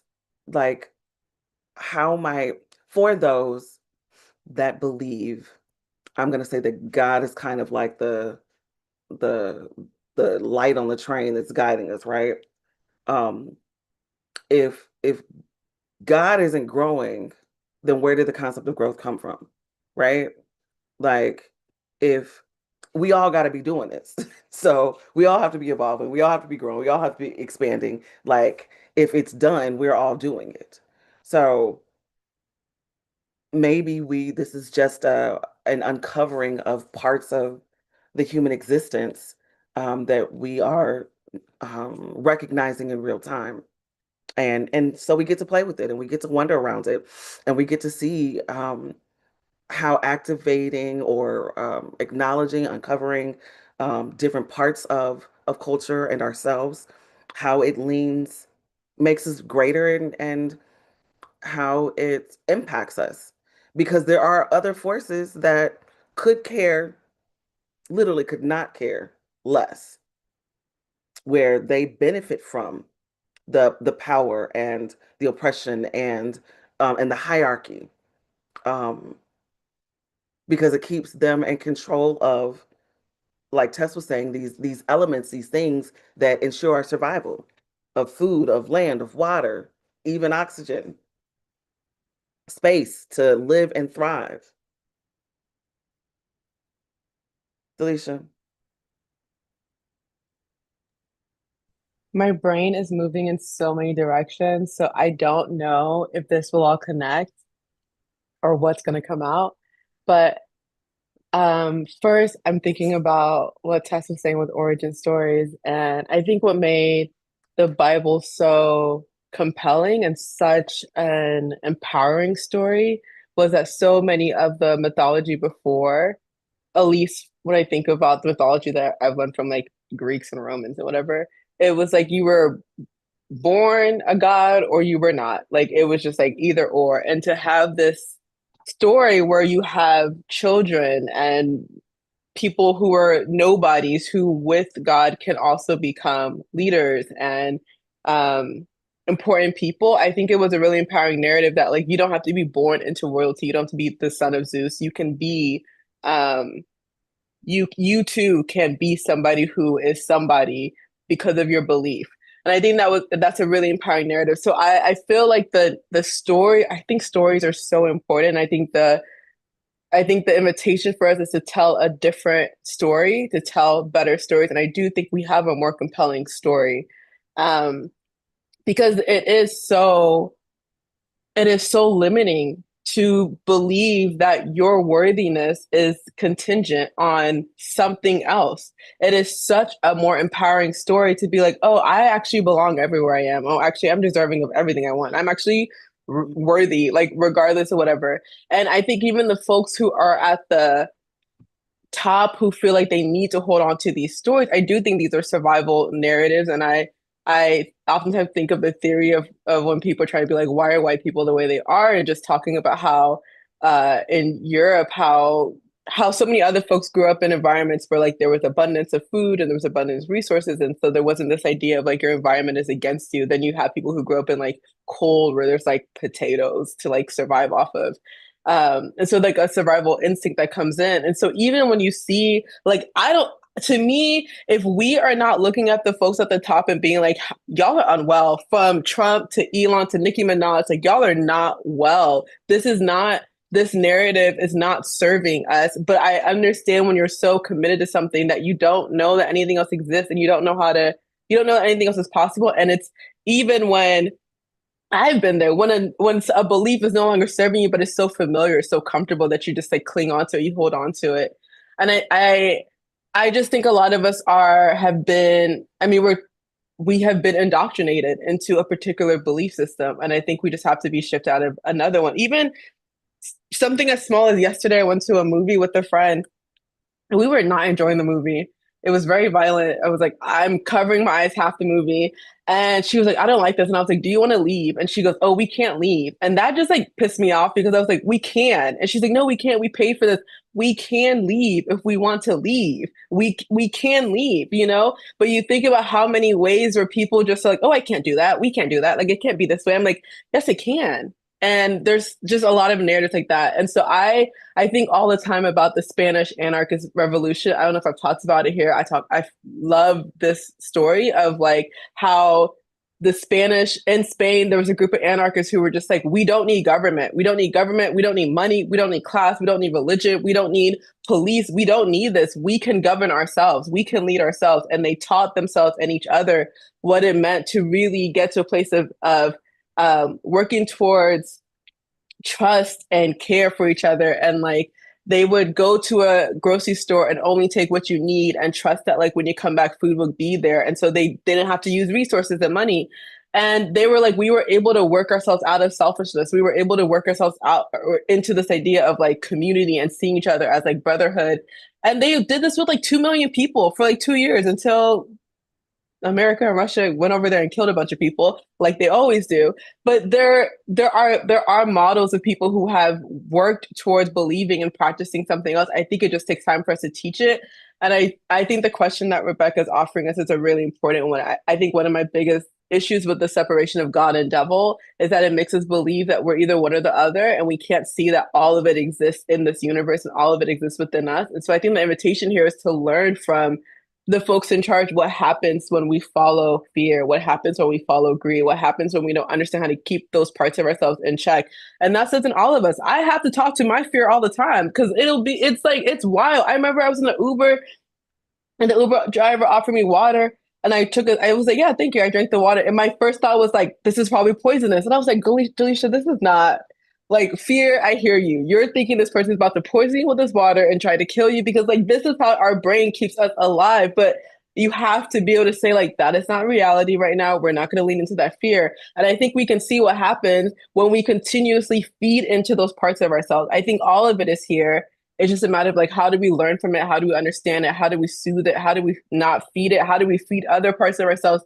But those are choices, and maybe people choose to be like, no, I want to feed the part of me that enjoys violence. I don't know, you know, like I struggle with like, does diversity mean diversity for everybody, even people who are like, no, I want murder? And maybe there's a role for those people in society. I don't know, but I do think we need to learn from it versus being like it's just those people outside of us, because then we run the risk of not seeing ourselves become that, or seeing the ways that we do that, or seeing the ways that like we or just missing the lessons, and then we have to learn it the hard way again, versus being like, we can see from Elon that money is not the answer, that like you can have all the resources, all the wealth in the world and still be so insecure and still want more. This can't be the path that we all take on yet. And still so many of us are sitting here being like, I just need more money. I just need more money. I just need more money. And so I want us to have more of these conversations. I want us to push more narratives and more stories and more mythology. Like I think we have lost the art of parables. I think we need to bring it back. Like the Emperor's New Clothes is what is happening right now. Like I think we can do this. I I just think it's going to take creativity, which is what something like art, like the Bible and these mythologies and these stories offer us. It's like a guidepost of how we can believe and understand and make sense of. And the world is chaotic and our brains want to make sense of it. And so it is comforting to be like, if I do these things, I will be a good person and I will like get into heaven. But I think I fundamentally believe we have a more compelling story that will actually let people feel loved and worthy and belonging and community and the things that they are trying to get towards earning it or dominating somebody else or suppressing parts of their full self. You said so much. It absolutely connected. Um, and I love this idea of being able to work beyond that state of selfishness. The immediate thought that I had was like, it's crazy because so much is true and untrue all at the same time, right? There's so many things that reinforce the fears that we may have, um, and in the society, like what is it, the Good Samaritan law that happened? But like we know what the Good Samaritan is in general from the Bible, but then someone gets sued for being a Good Samaritan because someone who's actually in the wrong was hurt by what they did trying to be. So like there's so many things that work on both sides of the equation when we are examining like where our spirit is aligned versus what is happening in our daily culture and how those things are expressed. And I love the question, like what happens when we let or allow greed and fear to go unchecked, because we're living real time examples of that. Um, and are those things exacerbated by the suppression of personal um, senses of autonomy? Like, are those things unchecked because we don't believe that we have the power to trust, to be in communal relationship, um, to know that we're safe? Um, how much of again greed and fear and things being unchecked in the world is driven by not enough of us standing in our power more regularly? And asking all of these questions again, it seems like it keeps us it keeps bringing up more questions, but I think the more questions that we find to ask, the better we can interrogate our current circumstances and then figure out what does it look like to work ourselves beyond it, because it's going to be work, because some people will have to be convinced. I don't know if people who, I don't know, have some internal desire for death and destruction and murder and harm, how we can dignify um, still their human self with a placement in society. I don't know how that works. Um, I don't even know how I feel about it. Like, is everyone absolved from judgment if we absolve anyone from judgment? Is that how this game works? Um, how do we do these things with order and not chaos, where safety is for all? And then if that is the agreed upon kind of status quo, then when that is bucked, do we not punish because we say we're a non-punishing culture? Like how do we lean into these spaces outside of it being by creating our by creating and living in communities where these things can be realized? And maybe that's my limiting belief. This idea that we can do this on a small scale. Yeah, we can get 30 or 50 of us to maybe even 100. And hell, if we do that, how do we keep it from being a cult? So these are jokes, but they're not. So, you know, I- more and more questions that we need to keep asking. Again, I always believe in utilizing the text that we have, stories, songs, movies, because they are representative of all the things, both what we should do, what we should not do, but also with the understanding that these things mature over time. Just because it made sense in the 70s or in the 1700s does not mean that it should be applied the same way now. Just like technology gets us on Zoom when it used to be a pegboard and a woman switching gears for you. We change. What does that look like for humanity? How can we define, name our cultural standards in a way that it serves our highest selves and our ability to live into our own autonomy?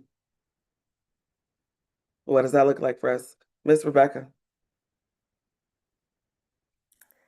I'm not even going to pretend to give answers to all of these questions. They're so powerful and so provocative, and they're worth our research and exploration. What I will say is, as we are pursuing these queries, it might help us to avoid a few traps. So here's one trap. When you're like, you're questioning Dande, well, how do we do this at scale? We don't have to worry about how we do it at scale. Let's take that question off the table, right? That's a trap, right? That's a trap. The more pressing thing is, how do I do it in my own life? You see, because if I can do it in my own life and I am a part of the collective consciousness, then it becomes possible for it to exist, right? If it exists in me. The challenge with how do we do it at scale is I get so much inertia from not knowing how to do it at scale that I don't actually do it in my own life, right? Part of what we're challenging is just even this sense of self, right? Like, you have no idea what your scale is, and neither do I. Largely because I'm often confused into thinking that the I that is what is embodied. And yet, there's so much more to me than what is embodied. If there is no separation, then this distinction between micro and macro is a fiction. So let's not fall into the trap. Like, how do I do it in my life? I don't know how it gets done in the whole world, except to say that I am the world, right? Or that what we were discussing in the very first of the year, that what we conceive of as the world isn't actually, right? All of the material items, what we perceive of as the world is what we have experienced and have expectation around and what we have interpreted. That is what we call the world. So there's no objective world separate from our perception and engagement of it, truthfully, not for us. And that brings me squarely back into my role as creator. I'm always creating. And so just another way is, how do I create this for myself? And we're not going to be able to create it for ourselves without doing what you call some real work. And here's the real work that is often the threshold across which many of us are unwilling to go. That all hierarchy and everything that comes from it, domination, oppression, exploitation, all the things, all hierarchy is born from a single womb. That womb is separation. All of it. There is no hierarchy in the absence of separation. Because that's the nature of hierarchy, right? You don't get to better than or less than without a sense of separation. And so it feels to me like this core work that has to be done is a dissolution of my sense of separation between me and everything else.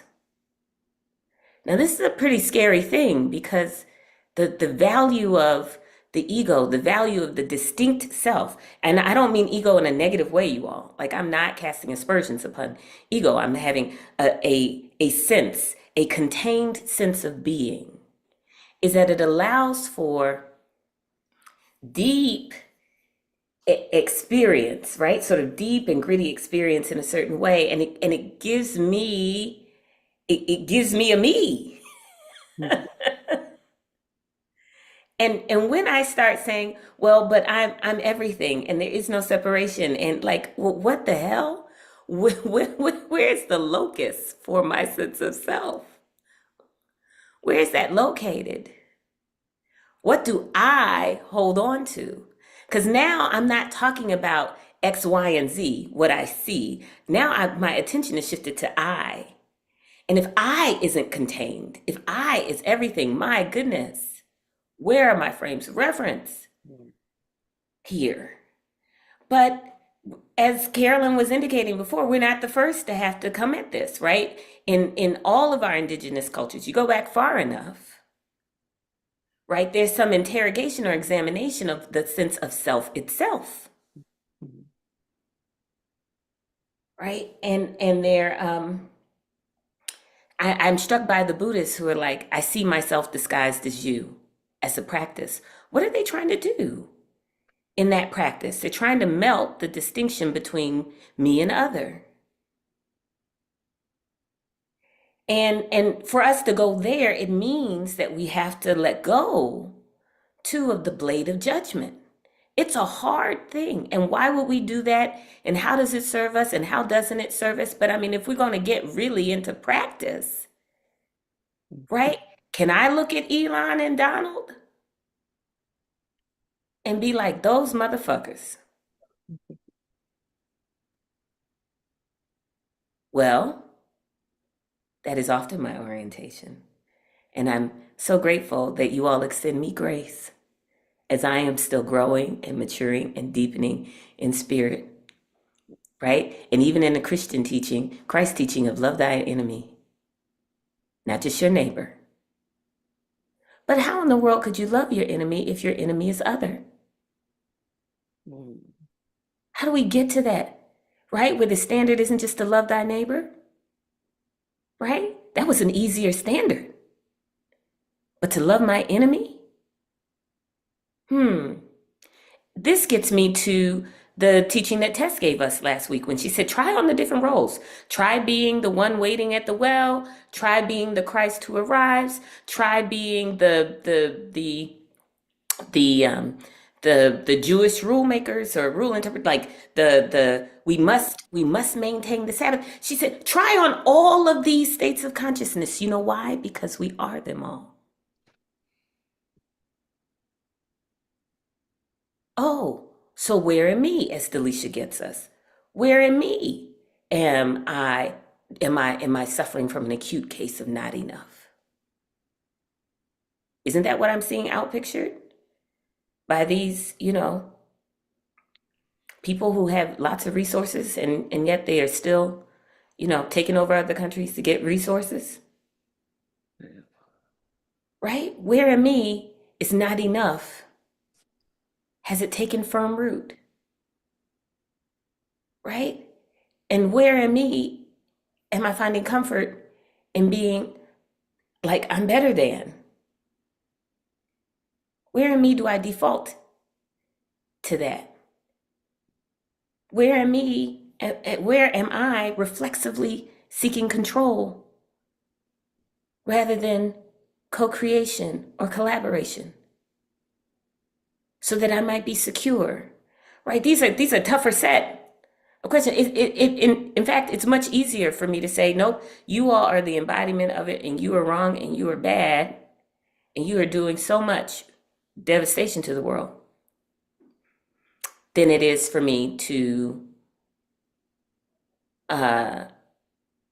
lovingly and compassionately, but also clearly examine where I'm falling into the traps. So I don't think we get around that. That's why that I see myself disguised as you. What would happen if I saw myself disguised as you? How would I show up? How would my thinking about you change? What opens up? What do I become curious about? What can I relate to? Like, the other serves a purpose. The other is a good foil because, you know, the other keeps us from having to do but so much work. In every instance, there's another. Because then the onus is on the other, not on me. And, you know, I'm still in it. Like, this is why these conversations are so meaningful, as I'm unlearning and relearning and challenging, because they're not easy. And I'm not saying everything is all right with how folks behave or how I behave. And yet, I'm saying, like, how do we fix it? I can do all the things that are out there, but if all those things that are out there keep me from attending to what is uniquely mine in here, then out there won't shift, because that's a trap. Thanks for letting me share, Spirit Rising.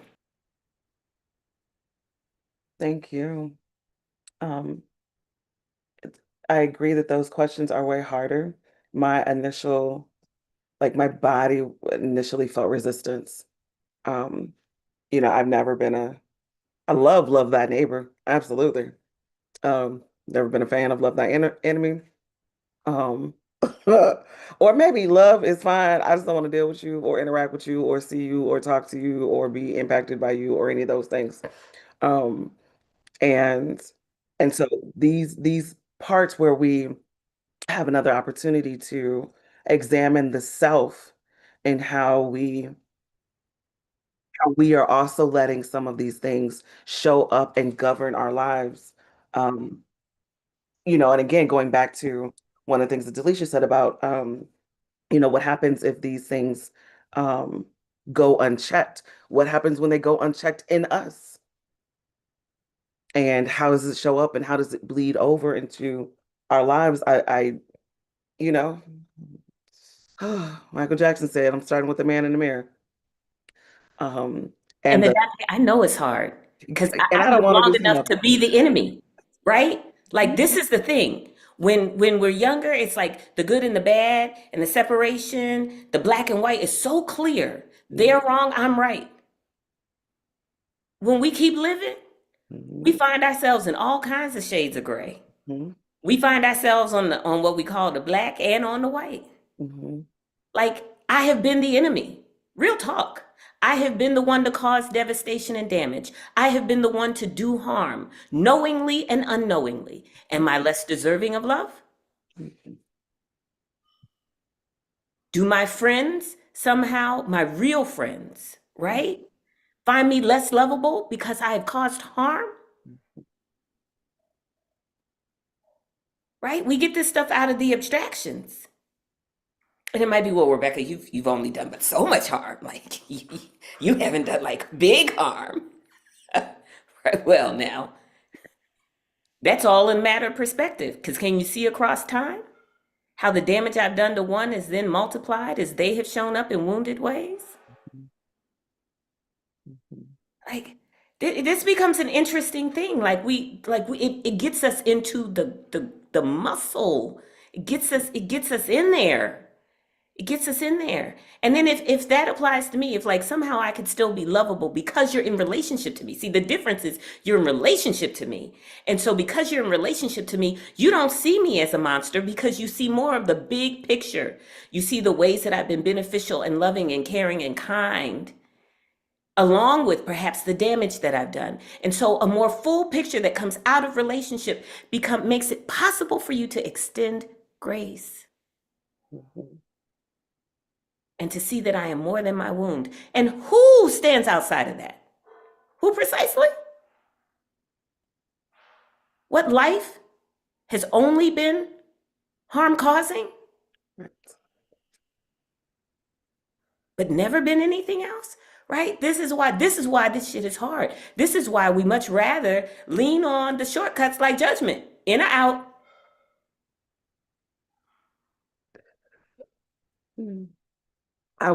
Before the word came out of your mouth, I was like, yeah,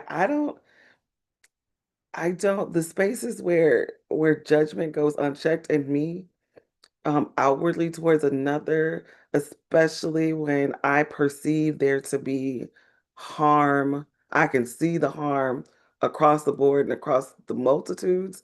That's a hard one. That is a difficult space to have and hold and exert grace. Ooh. Um, and even just to kind of bring this kind of back to the beginning and dismantling the separation. Um,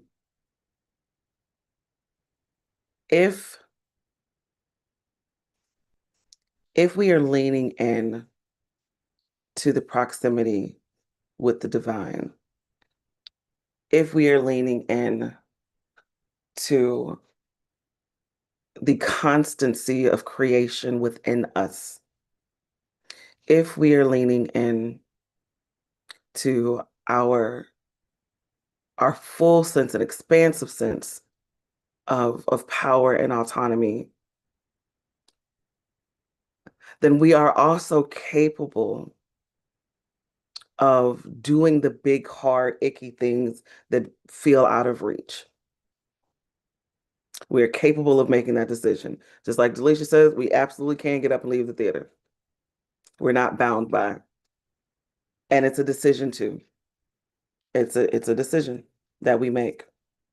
I'm gonna have to mature in some of my decisions, because some of them I'm perfectly content feeling. And I'm gonna work on that, maybe. We'll see. Miss Carolyn. I've been walking up a mountain as I'm enjoying this conversation. So hopefully my my voice works. Thank you, community, for just hosting this conversation, Adande. It's so rich. And I think my reflection kind of takes us back to the beginning, is that I find that I don't judge people very much, but I just judge the stories that we're living from, right? And when I look at those images of those ICE agents or listen to Trump, I hear them caught in really painful stories. And I've been caught in painful stories. When I was a young person, I was anorexic because I was caught in one painful story.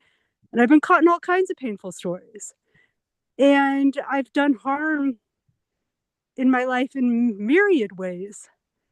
But the story I was living from was often at the root of that harm that I did and that I still do. So I think about, religion has been such a tool for oppression and domination and white supremacy because it's a generator of story, right? And we can distort the story and distort the people. Mm-hmm. And I'm so excited to be part of pods of people where we are co-creating such a beautiful story of who we choose to be. And that's what I have hope in.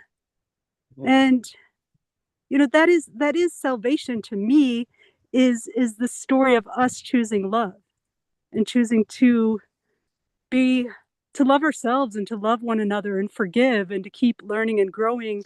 Like that's salvation to me, and I think I'm living it with a group of people, that we're loving each other in a way that fosters our wholeness.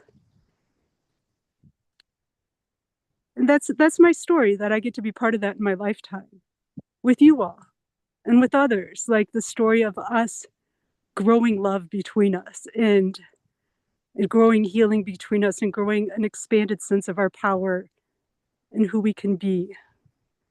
And I'm so sad for, people that are stuck in really bad stories. And I heard once someone say, I think it was Michael Meade actually said, that the most impoverished people on the planet are white men because they don't have a noble story to live with it. Wow. And that's what we need, are nobilizing stories and connecting stories. I I love that. Like what? And the invitation to be I think so, but you can pack it up and take it just in case. Rebecca, can you mute for us? Okay. Thank you. Um, the first thing when you said caught in a painful story, my heart was like, ugh. Now I got to be compassionate because I know what that is. I know what that feels like. And the more I listen, not having a noble story, now I'm like, dang it, Carolyn. Now I got to open my heart. Like, fine. But I appreciate, the opportunity, the invitation to recognize the humanity in someone who I may even just, like the desire is to hate, even though I can't. Um, but just, to be comfortable with the judgment outward. And now there's an invitation to consider the pain that roots all of the chaos. I don't like it, but I hear you. And my heart is softening. So, and I think this is an ongoing expression and conversation. I also appreciate the alignment of much like kind of mythology and with the stories, but aligning religion to the holder of the story. And the recognition that, it is also containers where stories have been distorted and pieces have been left out. And again, this goes back to we talked about giving parts of the whole, and we are now at a point where we can put pieces together and make meaningful, noble stories, turn things around because clearly the story isn't over. Um, and see what is to come. It's these spaces and more that allow us here. Definitely want to be mindful of time. It is 1:18. Y'all know I rarely go this long. Um, I had a whole other space where I was going to build from the John story and take us into Mark with the woman who was bleeding. And I may just send it in an email because it really does hone in on the concept of leaning into our knowingness of internal power. At least the way that I flipped the text. Let me say it like that. It's not normally how it's taught, but the way that I wrote it, it's going to talk about power. So I may just send that out because I do think that it anchors where we have gone today, but where we landed is where we needed to be. But I don't want us to miss um, this piece that kind of brings all of those things together before the big questions. And it's really just again another reminder that that we are not separate, not from the earth, not from the universe, not from each other, definitely not from God and not from self. And the consistent invitation is to um, dismantle the concept of separation and to lean into our power that is inherent, to leave the personal judgment, the idea of original flaw behind, and enter an era that says that we are continuously sourced and beneficial and benefiting. Open the floor for final thoughts, then I'll pray us out.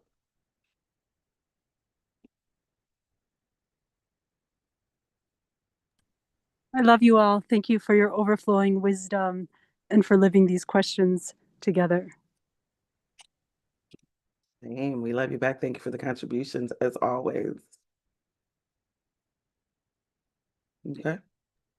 I'll also say I love this conversation. Thank you all so much. And the thing that keeps hitting my mind is just like hearing my voice say, like, do I believe in love? Like, do I believe in the power of love? Because if I do, like, these are the places where I am being called to stretch and test and practice and move from a place of my belief. So it is pushing my faith into like Okay. Okay, let's do this. And then I just have to say, Carolyn, I really love the like I don't critique the person, I critique the story. Like in my class, we do this where we're like, if somebody says something they don't like, you don't critique you critique the theory or the idea, not the person. And the idea of being able to talk about the things with Donald Trump or with Elon that we find to be not helpful stories, right? I don't want love to be like, well, we just have to say love them. What you can still love and still can talk about the things that are hurting and not helpful and that we want to learn from and not replicate. So the invitation to still extend compassion and still be able to talk about the lessons we're learning from their model that they're setting, I think is really, really helpful. Oh, Delisha, had to add that concept of faith and love, huh? Thank you. I mean, that's what I meant to say. Um, Samira. When love came up in the conversation, I was like, oh shit, I gotta go back to all about love because something that Bell Hooks says in there is much of what we know about love is in theory and not actually in practice. Oh, oh, I'm tired of Dante. Yeah, yeah. It's hard. It is, Tamira, and you know, you guys just stress this old woman. I'm just like, oh my God, now I'm exhausted. I need a drink. I've been just these queries have just, excuse my French, fucked me up. I'm like, oh my goodness, here I am. And I was thinking about talking about love next week, but now Rebecca threw in judgment and Delisha and Carolyn talking about not judge the person. And I'm exhausted. Oh, yeah, I'm gonna have a drink. Thank you. Thank you. Thank you, Adante. Thank you, Spirit Rising family, for all your insight and wisdom. I love you. I love y'all too. I'm normally the one asking the question to take y'all through, but y'all took me right on through with you today, on this day. Oh, but glory be. Um, it's necessary and it's a beautiful check for us to really say, I wish to govern myself, my heart, and my spirit in this way. And that requires me to actively, actually do it. And to give myself grace when I don't quite get there. And to have a glass of wine when it gets too hard. But we walk this path and we will continue to examine and forge our way like all of our ancestors before. I love that we are in real time acknowledging this state of consciousness. Let us go this week remembering